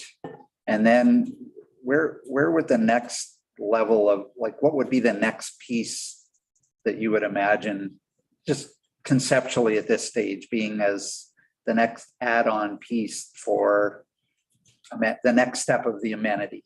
Like, what do we see? Absolutely. So I've been told not to. I'm not going to hold you. I want to do public engagement. I get that, but I also, since 2017, I'm feeling a sense of urgency, and I don't want to get us bogged down too much in kind of, I don't know, second guessing, I guess. Absolutely. As opposed to, we've got enough information, how do we move forward, kind of thing. Absolutely. So I couldn't tell you what amenity one on that chart will look like now. I can tell you that it will be based on that medium high category. So looking at those 14, we are, like I said, bringing together a team, both of professional consultants and internal staff, to build those scenarios. So the idea is to not only build it on an escalating cost basis, but things that make sense together and have similar draws, that have similar programming, that have that cross-functional use. So we're going to rely on a lot of very, very smart people to help us build those scenarios. It could be 3 scenarios, it could be 5. And you're coming. Ken's already fully committed. So. You're our first stop after we get our drafts done. And the whole idea will be, we will not end up with scenario 1, 2, 3, or 4. Likely at the end of the day, it'll probably be scenario 2.1.4, very iterative, lots of conversation. Because we're not going to get it right off the bat. There are so many things we want and need as a community, and it's not possible to fit them on one site, right, in our fiscal reality. We have to be really, really balanced. And so lots of talking points, I guess, is the point. So fiscal realities, but we still want to get something done. So how do we find that balance of urgency and fundability? Those are very bad words, but no, completely understand. And I apologize. It's not going to be easy. These are big decisions with big financial, operating, and community implications. Amanda, sorry to interrupt. Will there be a high level budget estimate or cost estimate? Okay, good. It'll be multiple. Like you'll have your Chevy Sprint, your Impala, and your Cadillac. Right now, we're looking at the method. Cadillacs. It's important to point out, we're looking at methodology right now. We're not so much trying to scope in, and I don't want to overpromise and underdeliver right now, because that would be the worst thing we could possibly do.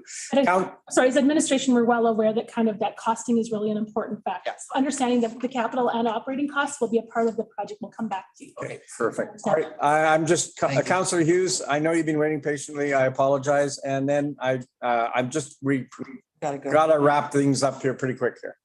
Go ahead, Councillor Hughes. Thanks. Just a few questions. So the pool swimming lessons, do we know what the waiting list is at right now for unique users, not multiple requests? No, I do not have that information offhand, but it's something we could definitely provide to council. Okay. Yeah, if we could get that. I would also say that this year may not be the best indicator, just because we have Fountain Park closure. That might be misleading in terms of the stats and the data that we could give you at this point, but if that's something you would want, certainly we can get that for you. Yeah, I mean, even what the waiting list was for like January through okay, like for that time frame, just the most recent that's actually relevant. The other thing, what the operating deficit on Fountain Park right now, is that at 1.5 million, or what are we looking at for the operating deficit? For which annual period? Like 2019? Sure, or what we're projecting for this year. I don't really, or what are we looking at? Like the average type of expected? I realize outside of outlying events, what's our expected average? Is it like, I think it's 1.5 or is it 1.7 million a year? I think for the, well, okay, yeah, so I think for the 2022 period, we were forecasting about 1.7 million. I can say that year to date, we are better than projections. However, obviously the Fountain Park closure could play into that. But for 2019, we were at a 47% cost recovery, which was about 11% better than budget. So we did see the more people we can fit in the pool for programs, the better we do. And the last few years of data are really tough to follow just because of the number of closures we had through COVID. Right. So 2019, we're looking at about a 1.4 million deficit then, or what were we looking at in 2019? I could pull that number for you. Okay. I don't know if you're the one need to ask, because I just know time's relevant. So, and we're still looking at, do we have any explanations for the $2 million deficit for Service Place? Because that's the other concern, is that that was promised to be cost neutral and it's far from it. So with no projections at all of it coming really down to a reasonable number. So do we have any reasons for why we're still looking at even a higher deficit for Service Place when we in theory have more items which we can use for cost recovery than we are for Fountain Park? Councillor Hughes, I guess we could take that offline if that was a request of council for an update, but that wasn't really the intent of the conversation today. So we weren't prepared with the information you're requiring. So if you'd like something more formal, we'd be happy to take an IR from you. Yeah, you know what, I'll do it as an IR then, because that's just something that when we're looking at this is one thing. The one question that I don't see answered in this survey is we're looking at participation, but what we didn't ask is whether or not they think there's a deficit in our services to provide that participation. So, because I look at your series of questions and it's, are you planning to use it, et cetera, but not necessarily whether or not we don't have enough facilities for them to currently use it now, or if that was the reason why they weren't using it was because of lack of facilities. So, because I'm looking at things saying, okay, everyone's walking, that doesn't necessarily mean that we need more trails, although we are going to have them, but doesn't mean we have a deficit of them. So that's where I'm having a really hard time with our current survey, is that participation does not necessarily mean that we have a lack of facilities that meet that demand. So just a reminder, Councillor Hughes, that public engagement was only one input to the needs assessment. So I can pass it off to Susanna Wood, who can give you kind of some more of the quantifiables that we used in making that assessment, because public engagement was just one input. I realize that, but we didn't ask the public whether or not they feel that there's actually a deficit. Like, that was the key question that we didn't ask them, is not whether or not you swim, but whether or not the facilities are meeting your needs. So I think we did ask them about barriers, and that was more of our opportunity to ask them about what would keep you from participating. So when you speak to the barriers, we spoke about availability of space, and that did come up as one of the barriers, and the availability of space and timing, availability of options to participate in activities was noted as a barrier. Yeah, I just think that we could have asked it a lot more directly, is, which, if you're using this, do you feel it's actually is meeting your needs or not? And that's the one thing that we haven't really expressly done, but we are interpreting results to be different. So, and the other thing I'm wondering is, did we actually say what are you doing versus are you using these? Like, was the question like, do you do tennis, or was it just, what do you do? If it's open-ended, then they have to think of what their more common things are versus saying, yes, I use the outdoor playground. Yes, I use pickleball. Yes, like, was it a yes and no questionnaire, or was it just like, tell me what you do for fun? I'm going to let Nanda Wild tackle this, and we can have our consultants from O2 pop in as well. Go ahead, Nanda. Yeah, so the survey was structured around activities, not amenities, because we wanted to understand what people were doing in our community. We have a lot of data around the facilities that they use, and Susanna shared some details about what we do know from our own facilities, but we wanted to have a broader look at what the city was doing. So we did provide them a fairly extensive list of activities that were available in our facilities, not available in our facilities, privately provided, and there was an opportunity for them to pick other. So we did guide them along to say, hey, yeah, wait, I did do that. Yeah. And, provide those prompts. And then there was an opportunity to tell us the things we may have missed or that were important to someone. Like, we had baseball as one category, but it was really important for some of them to point out that, no, I play fastball, and that's a separate activity to me. So there was an opportunity both ways. Okay.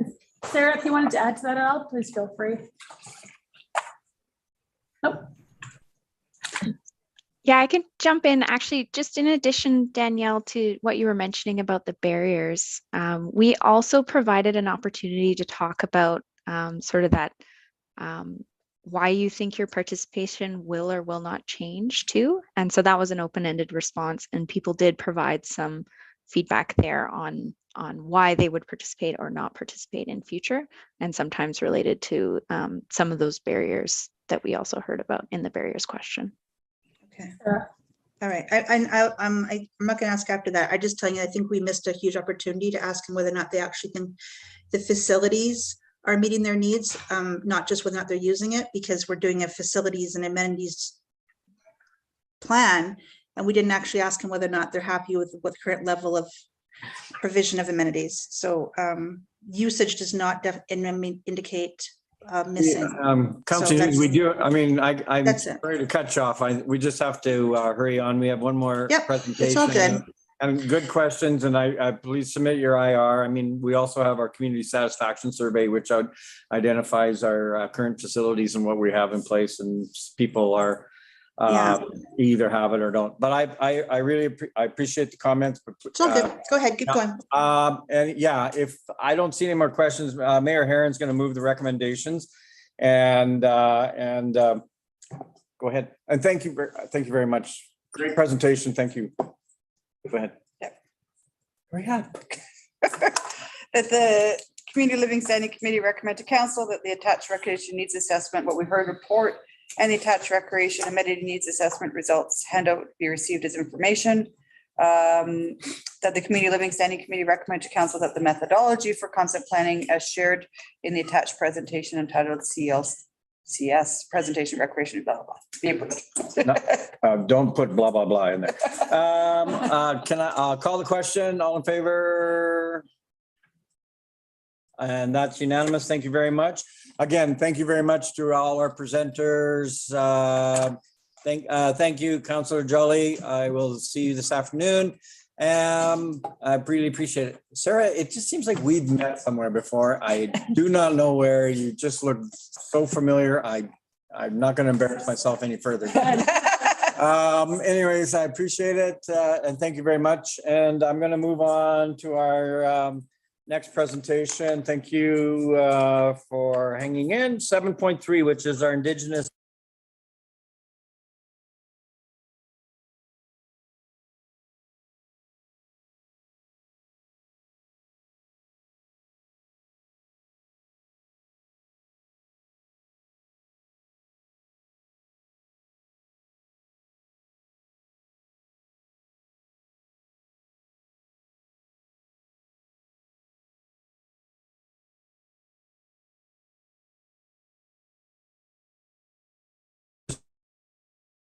off. Okay.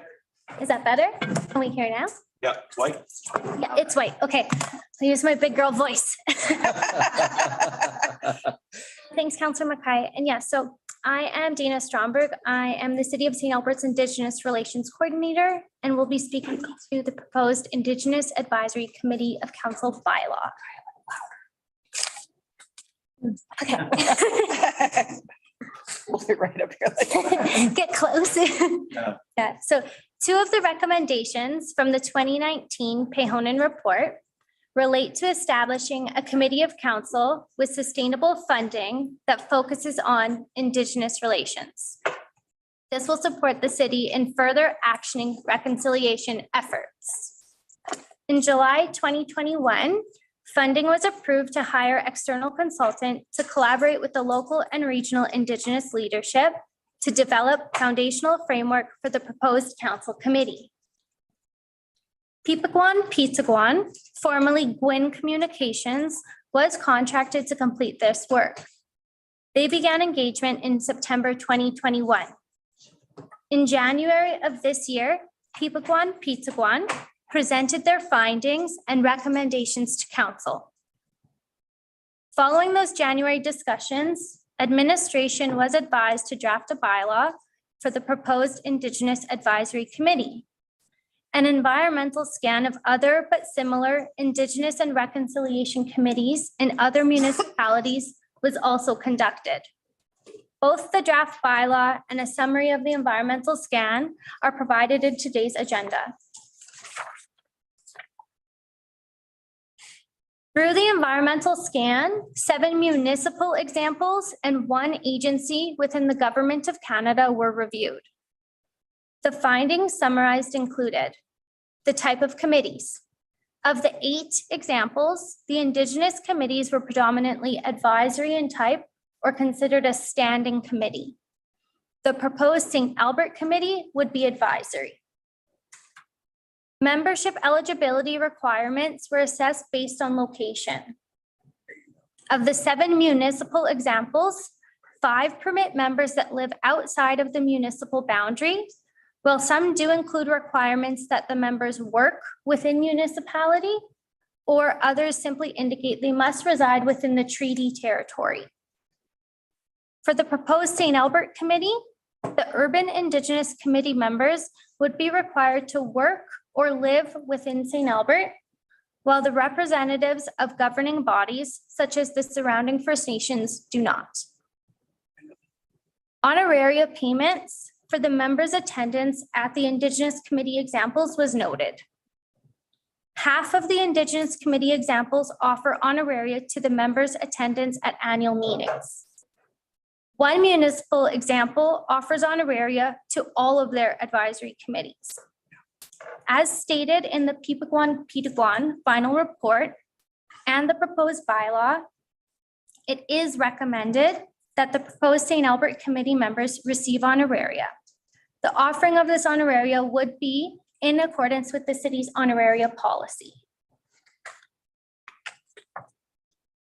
Claimable expenses for out-of-pocket costs incurred by committee members was also reviewed. Half of the Indigenous Committee examples do offer expense reimbursements that align with their corporate policies for things like mileage, parking, and childcare while the members attend their committee meetings.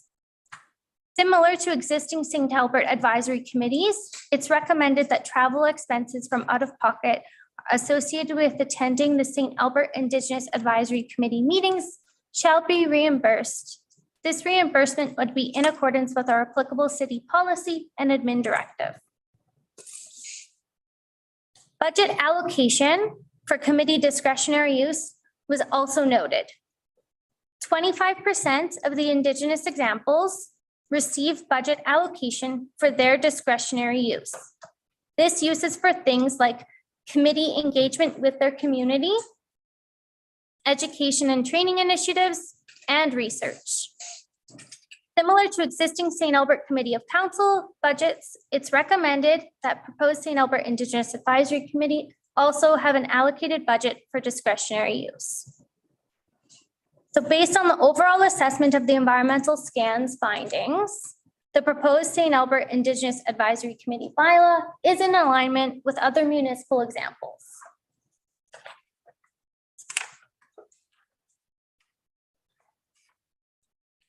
The estimated annual financial implications for this proposed committee, including the committee budget allocation and honoraria, would be a maximum approximation of $17,000. Honoraria should not be seen as a payment for services rendered. It is provided to express gratitude, appreciation, and to honor reciprocity teachings. While honoraria is not restricted to Indigenous communities, it is a protocol to respect and implement when engaging and working with Indigenous peoples.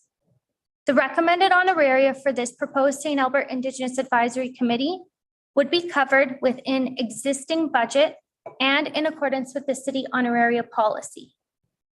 Additionally, the recommended committee budget allocation for the committee would be provided through reallocation of existing budget funds.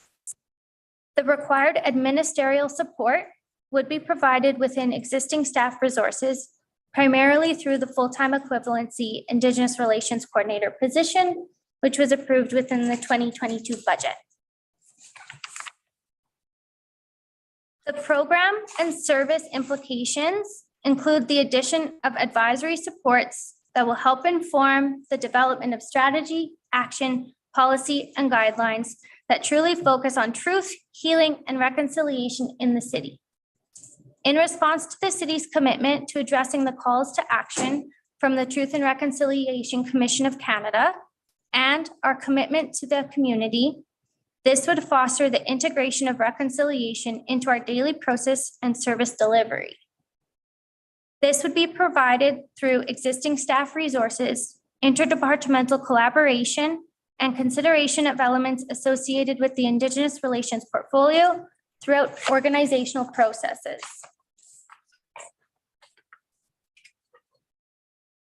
It is administration's recommendation that the CLSC recommend to council that the Indigenous Advisory Committee bylaw be given all 3 readings.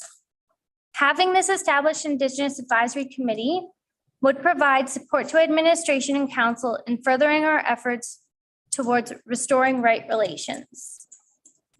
The required support for its establishment is expected to be provided through existing resources, including the committee budget allocation funds and committee honoraria.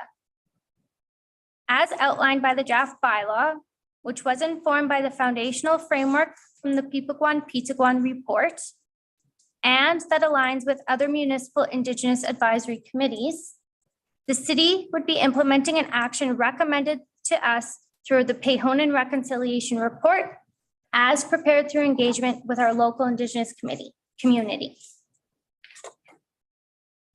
Yeah, so open for questions. Good job, Dana. Thank you. I appreciate it very much. So, I mean, I'll start off the questions and I'll, and maybe some comment too. So the intention of the committee is to meet 4 times, a minimum of 4 times and a maximum of 8, right? If they meet under the proposed honoraria and travel expenses, if they meet the entire 8 times, would that still fall within the budget? Yes. Okay. That would be even at maximum membership. And the maximum membership is like 16, right? Correct. And some of the memberships will be made up, and I apologize for scrolling up and down. So will be First Nations in the surrounding communities. The furthest that I see is Paul First Nation or Alexis firm.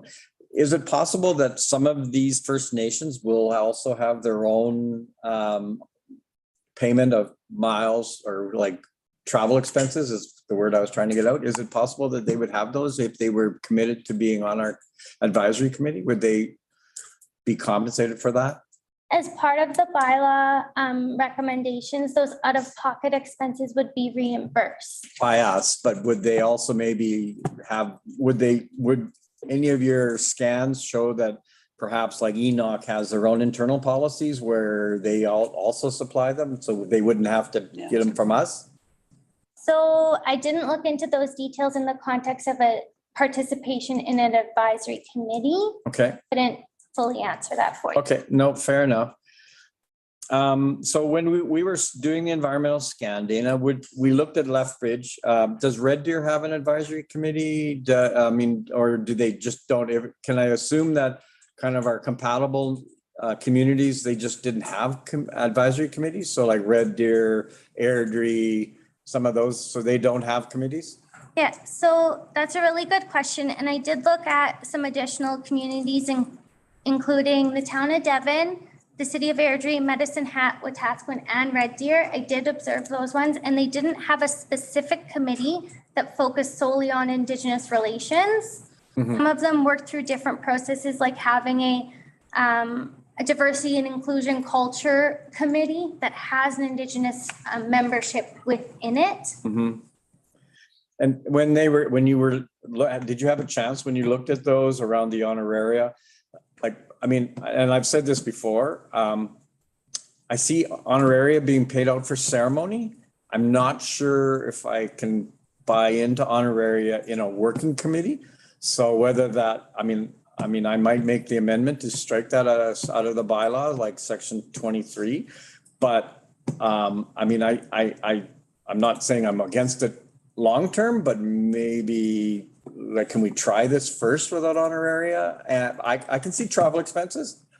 I can see that because sometimes we're asking people to commit a great deal of their time and to come in and travel into our community to participate. So, but the honoraria themselves, I'm struggling with. It's because I know many, I'm not trying to get into debate. I'm just trying to explain why I'm trying to have some challenges with the honoraria is that I can understand ceremony, but just regular committee business, I'm not so keen on that. So, yeah, go ahead. Councilor Mackay, thank you for the question. And in anticipation of the question, I jotted down some notes earlier. So I guess first and foremost, I think recognizing that honoraria is that centuries old practice that's used to sort of express that gratitude, appreciation, and really to honor the teachings of reciprocity and respecting protocol. So really when you're taking something in that sort of that cultural belief, such as knowledge, something really should be given in return. And so that's really the foundational piece. And interestingly enough, we are seeing a trend, for example, City of Edmonton, starting January 1st, all their committees now receive an honoraria payment, not just the Indigenous one, they all do. So that is something that is going to be an interesting thing to watch and observe. I think there is some risk in not supporting that element because we did have Pitaguan consult locally and regionally. And based on that information, it was indeed the recommendation that this be included. It came from that report, not necessarily administration directly. So by not supporting this, there could be the perspective that we didn't listen when we were told. So I do want to highlight that risk for council's consideration. The other thing that's really, I think, important to remember is capacity is really a challenge for the community right now. So over the last year, the demand on sort of the local resources and the local wisdoms that we've relied on so heavily, you know, a lot of people have shared they're absolutely at full capacity. There is really not a whole lot left to give because I think there's so many great initiatives and so many well-intended movements to restore those right relations. But frankly, we're borderline burning some folks out. And so a lot of times this emotionally charged work, people will use that the honoraria in order to provide self-care. And so that is one of the things that we took away as strong learning. Of course, I cannot speak for any of the Indigenous organizations or peoples, but one of the things we may have to consider is that without this, with the huge and significant demand on their time, we may run the risk of actually not getting ample or suitable representation on this committee. So again, based on the recommendations that was put forward. And I guess I'd like to also highlight that for us to be able, for administration to be able to do our job well, one of the things we're trying to do is really ensure that Indigenous lens is incorporated in all of our considerations. So for example, we have the area structure plan for St. Albert West that we're currently working on. It's in an area that has tremendous history and meaning to the Indigenous community. Well, we don't have a body that we can go to seek their advice and to seek their counsel on. So as a result, we're cold calling people. It's quite labor intensive for Dana to be reaching out. And then of course, with that, we're not only are we not efficient, but we run significant risk that we're omitting the opportunity for certain people to have a say. So I guess for us, you know, we do support the recommendation of the report because we do believe that will enable us to do our job well and will be a respectful gesture for the incredible wisdom that is shared with us. Understood. And I understand that the challenge just puts you in relation to the fact that you're actually always working with the community. I'm just saying some of the, obviously council's getting feedback too from our Indigenous community members and our Indigenous contacts, and we're hearing different things. So Councilor Romansky, I thank you for being patient. Go ahead.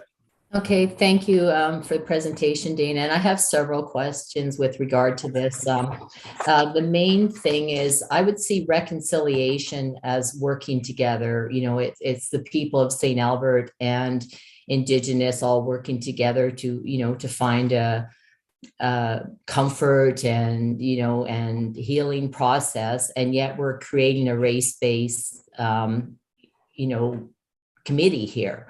We're excluding anybody who's not Indigenous or Métis from the committee. So I don't know how we reconcile when we don't have a joint process between all who are involved. So that's something that I find is missing from this plan. And when your committee is 16 people, that's a very large committee compared to the other committees. And yet you've got 9 of those people that are outside of St. Albert from other regions. So that's, more than half the committee. Even the city of Edmonton doesn't, have members from outside their region participating in the committee. So you're allowing only 7 positions from city of St. Albert, residents, and yet they have to be specific type of residents. So it just seems like we're putting people in a separate committee rather than a joint committee of the community. So that's something that I find is not correct. Edmonton also doesn't have, they pay the honoraria because they do for all their committees, but they don't, they do everything virtual. So everything's online. So then you're saving the, the travel, the expenses, all those other factors, the facility, the foods, whatever else will be added into the budget. So I'm just wondering why we would always have them live. So that would be another, I think, big expense added to the, to the cost of this. And again, more than, I understand your point in the honoraria, but again, many of these groups do not pay honoraria.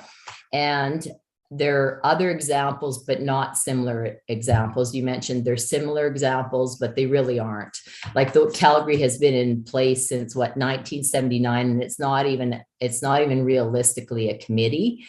It's a much different idea. So we don't have comparables of our city size or of anybody doing this kind of event. And I honestly think that we need to start local. Like we're going too broad on this. The taxpayers want to, have reconciliation within their city, be involved. But when we're going to 9 areas outside of our city and telling the majority of citizens they can't participate, I just think there's a lot of problems with this bylaw as it sits. So that's my feedback. I think some of the questions have been answered, but I can't support this as it is. So thank you. Councillor Hughes, go ahead. Thank you, Chair. A couple of things. If the policy were to extend as it is, the council member that's going there, are they a voting member or are they a non-voting? Non-voting. Non-voting, okay. And they're not getting an honorarium, right? No. Okay, good. Okay, so the $7,500 that we have listed, so we have the 10-2, which is for the honorariums. The 7,500 what is that for? Is that for the travel? Because we don't have any budget here for the travel. Thanks for the question, Councillor Hughes. So the $7,500 is probably very similar to the police committee and how they have a discretionary fund that isn't necessarily tied to administration's approval if they feel they need to do something. So I know historically, for example, that the police committee has had a booth at Pride to engage with folks and whatnot. So that would be the similar thing that we would want to make available to this committee if they so needed. With our budget cycle a year ago, when we had proposed the budget for the Indigenous Relations portfolio, we were looking at maybe a little bit more economic development type initiatives, but frankly, we don't have the foundational relationships to pursue at this point.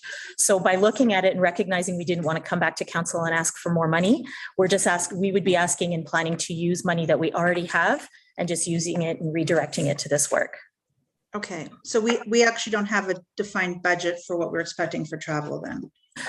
Same thing for travel. So actually I know Councillor Biermanski had mentioned about the virtual meetings that the City of Edmonton has. Our goal is always to make sure we provide a hybrid option at very minimum, not only for the cost factor and to try and, obviously find some savings there, but from a capacity standpoint, again, recognizing how taxed people are.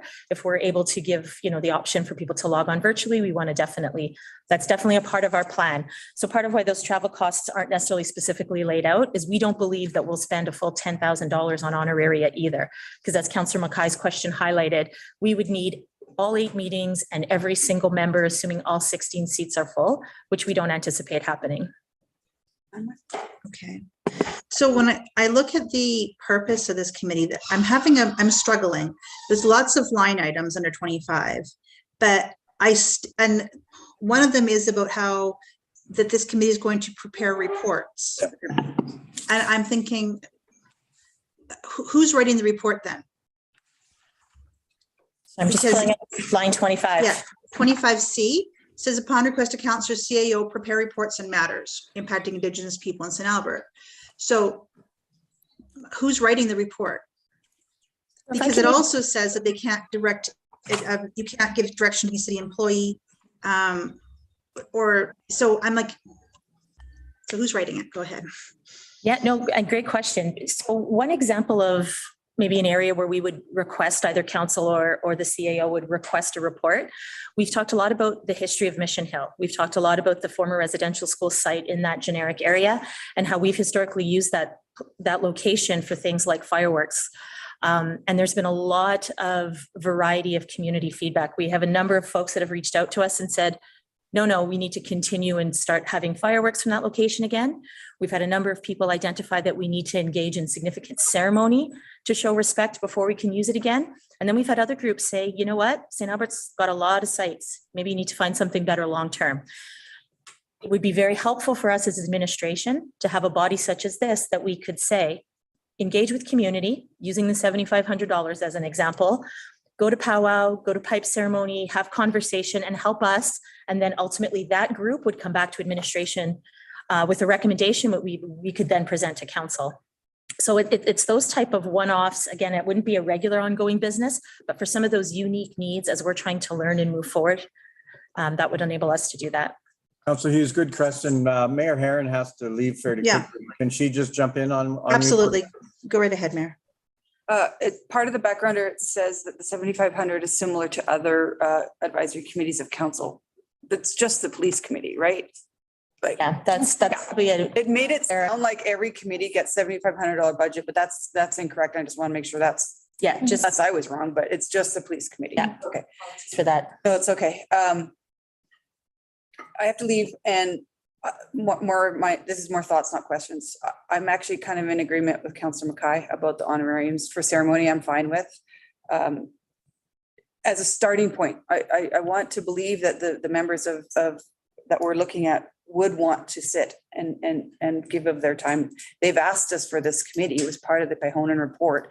I believe they're going to come. And when I see that Lethbridge, who has got the biggest reserve, their board does not pay honorariums and has a successful committee, then I believe we probably could as well. If not, then we have to have the conversation about giving honorarium to every advisory committee, because that's what Edmonton does, and that's the more fair way to do this. And I don't think we need to go there yet. We've got Jody Swanson here today. All these people want to give of their time, and so if there's a motion to remove section 23, although I won't be here, it has my vote, unless debate tells me otherwise, but I won't be here for debate. And 24, I think it's the travel expenses. I think it was Ken brought up a good point that we should put in a proviso that says unless the organization you're representing is providing expenses or something like that. Yeah, right, similar. Yeah.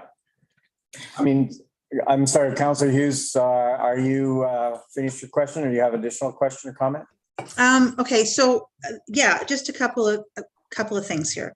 So I know we have to break for this quite quickly. So we don't have an actual defined budget for the travel. We don't have it coming in. I think that everything that Mayor Herron said is very correct. But the other thing is that, like, for example, the voting members then are not preparing reports. They're contributing to reports. So that's kind of like when I look at this, there needs to be actual clarity about this. Like it says inform council regarding, I'm thinking it should be something like provide council feedback regarding, like, as opposed to a directional, it needs to be like, this is what we want to contribute to it. So I mean, I'm not sure how you feel about this, Chair and Mayor, if she's still there. But I feel like there's quite a bit of like just softer wording that needs to be put in, or more accurate wording that needs to be put in. So we could either do a whole series of amendments, for example, the 24, removing the 25, see about the honoraria for meetings, but then we still want to say honoraria for ceremonies. So there would still be somewhat of a budget for ceremonies, but be different wording. So I guess my question is, should we just say, go back and fix it and come back to us next month with it?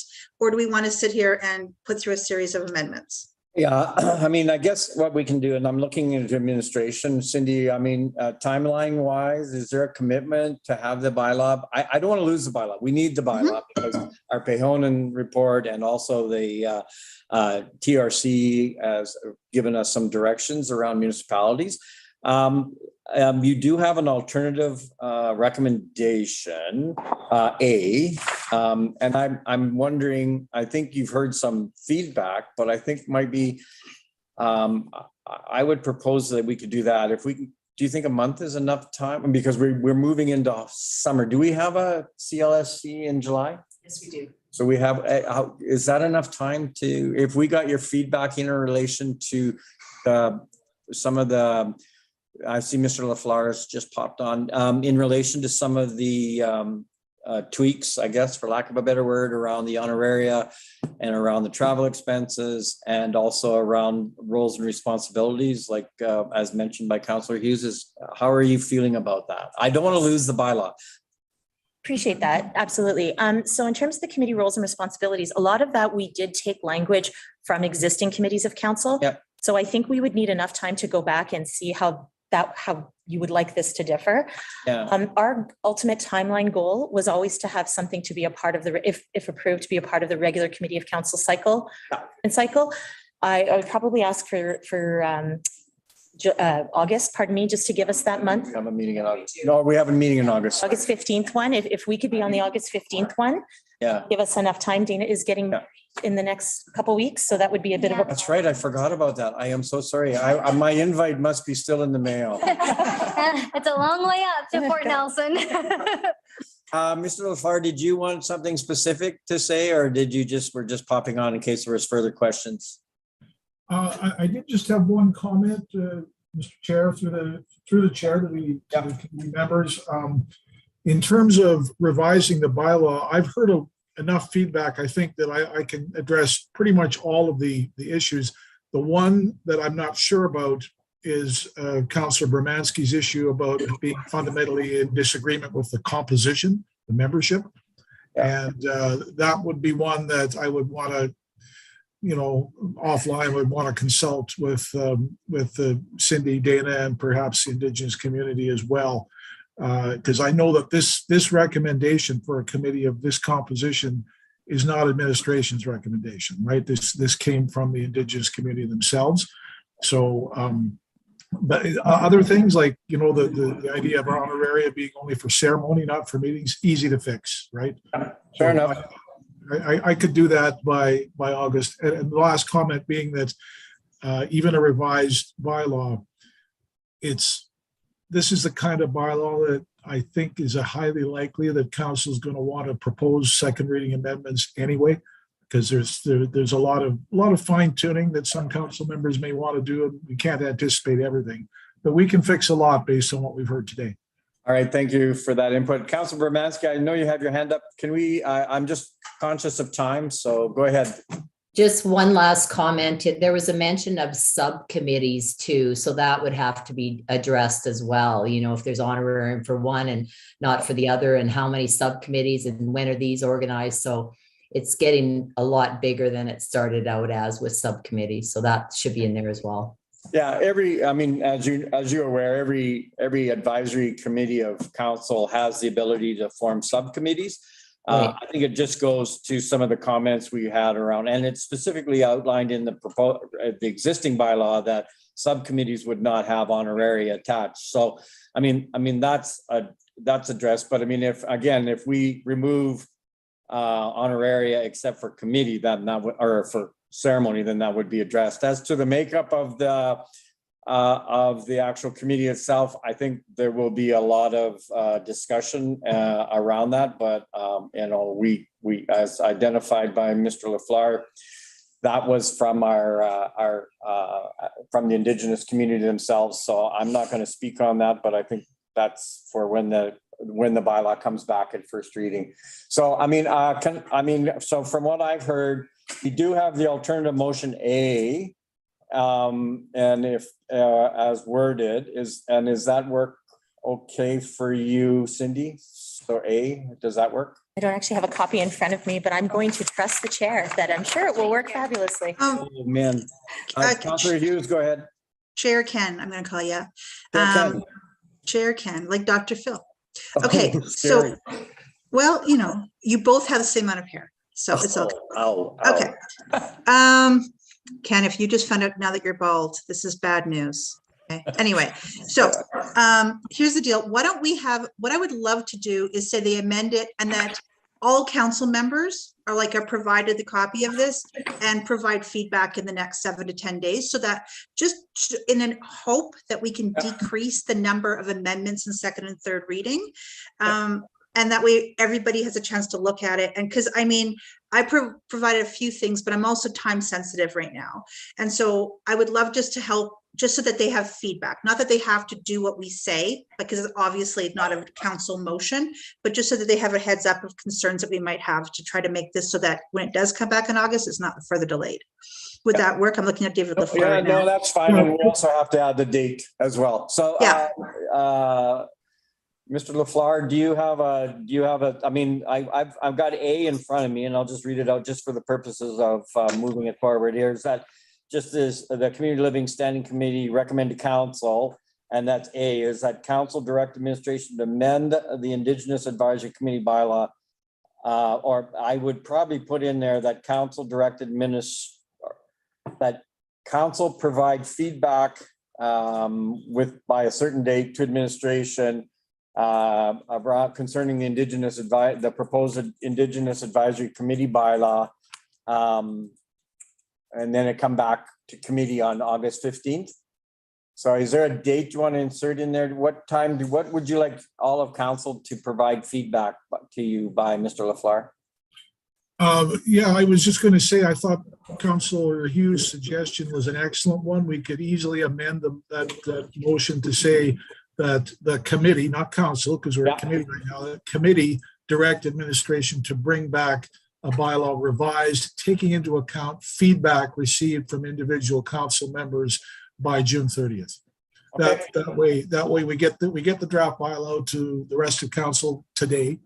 Okay. And ask them to provide their feedback by the end of June. Then we have lots of time to take that into account. Good. And agenda committee can set the actual when it comes back. Okay. Did you get that, Alej, at all? Just typing it out. Okay. Sorry. No, Cheryl's typing it up. Thank you, everybody, for their feedback. And thank you, Dana. Thank you very much for the presentation. Thanks, Hilton. Okay. I appreciate it. And congratulations on getting married. Thank you. I can bring forward the motion. Yeah, we're just getting.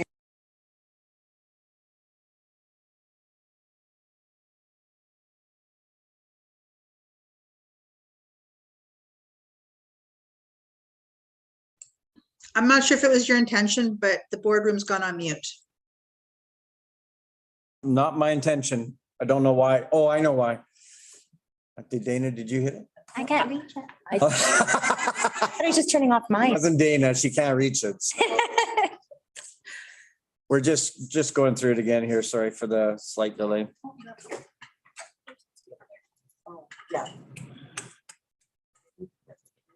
Yeah, committee, not council. Committee provide. No, I'm looking down here. No, you're up. No, I want to look down here, sorry. The council.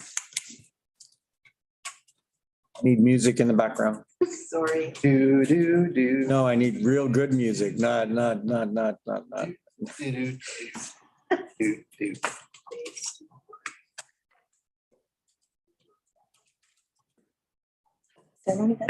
I'm obviously going to have to go for therapy now, Councilor Hughes. I apologize. My apologies. Dana just pointed out something very valuable. There is something in the Inuit. We're with members of the Inuit community from the Northwest Territories that are going to be here that week to be looking at some ceremony. That might not be a great week. We may need to look at September's committee. It's at administration. As long as it fits into your timeline as to when we can actually stand up the committee, if this bylaw is approved, then. Yeah. But I'm glad you caught that now. But I mean, we can bring that back at agenda committee whenever the report's ready. Are you ready, Cheryl? Yeah, we're just throwing it up there. Okay, it's just going to come up on the screen and on your chat as well. I'm gonna go to chat. I'll just share my screen. Yeah, we'll just share the screen if you guys don't mind. Go ahead, Councillor Hughes. Were you going to put that forward? Yeah, that the committee direct administration to amend the Indigenous Advisory Committee bylaw. Can we put the proposed Indigenous Advisory Committee bylaw based on feedback from the committee from committee and council members, because we're going to give it to all council, right? From committee.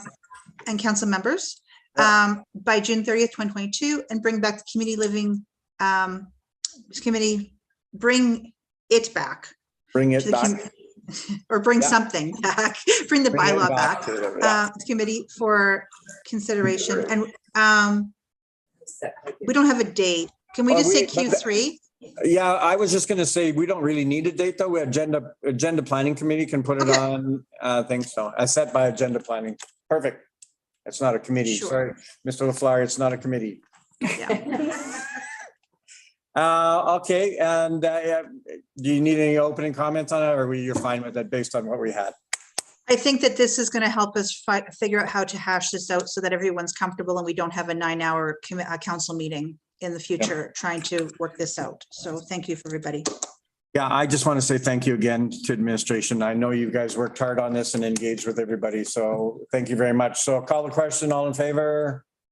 It's unanimous. Thank you very much. Thank you very much, committee members. I don't have anything else. I just have number 8, which is adjournment. So we'll adjourn at 11:50. Good morning, good meeting, great information. Thank you, everyone.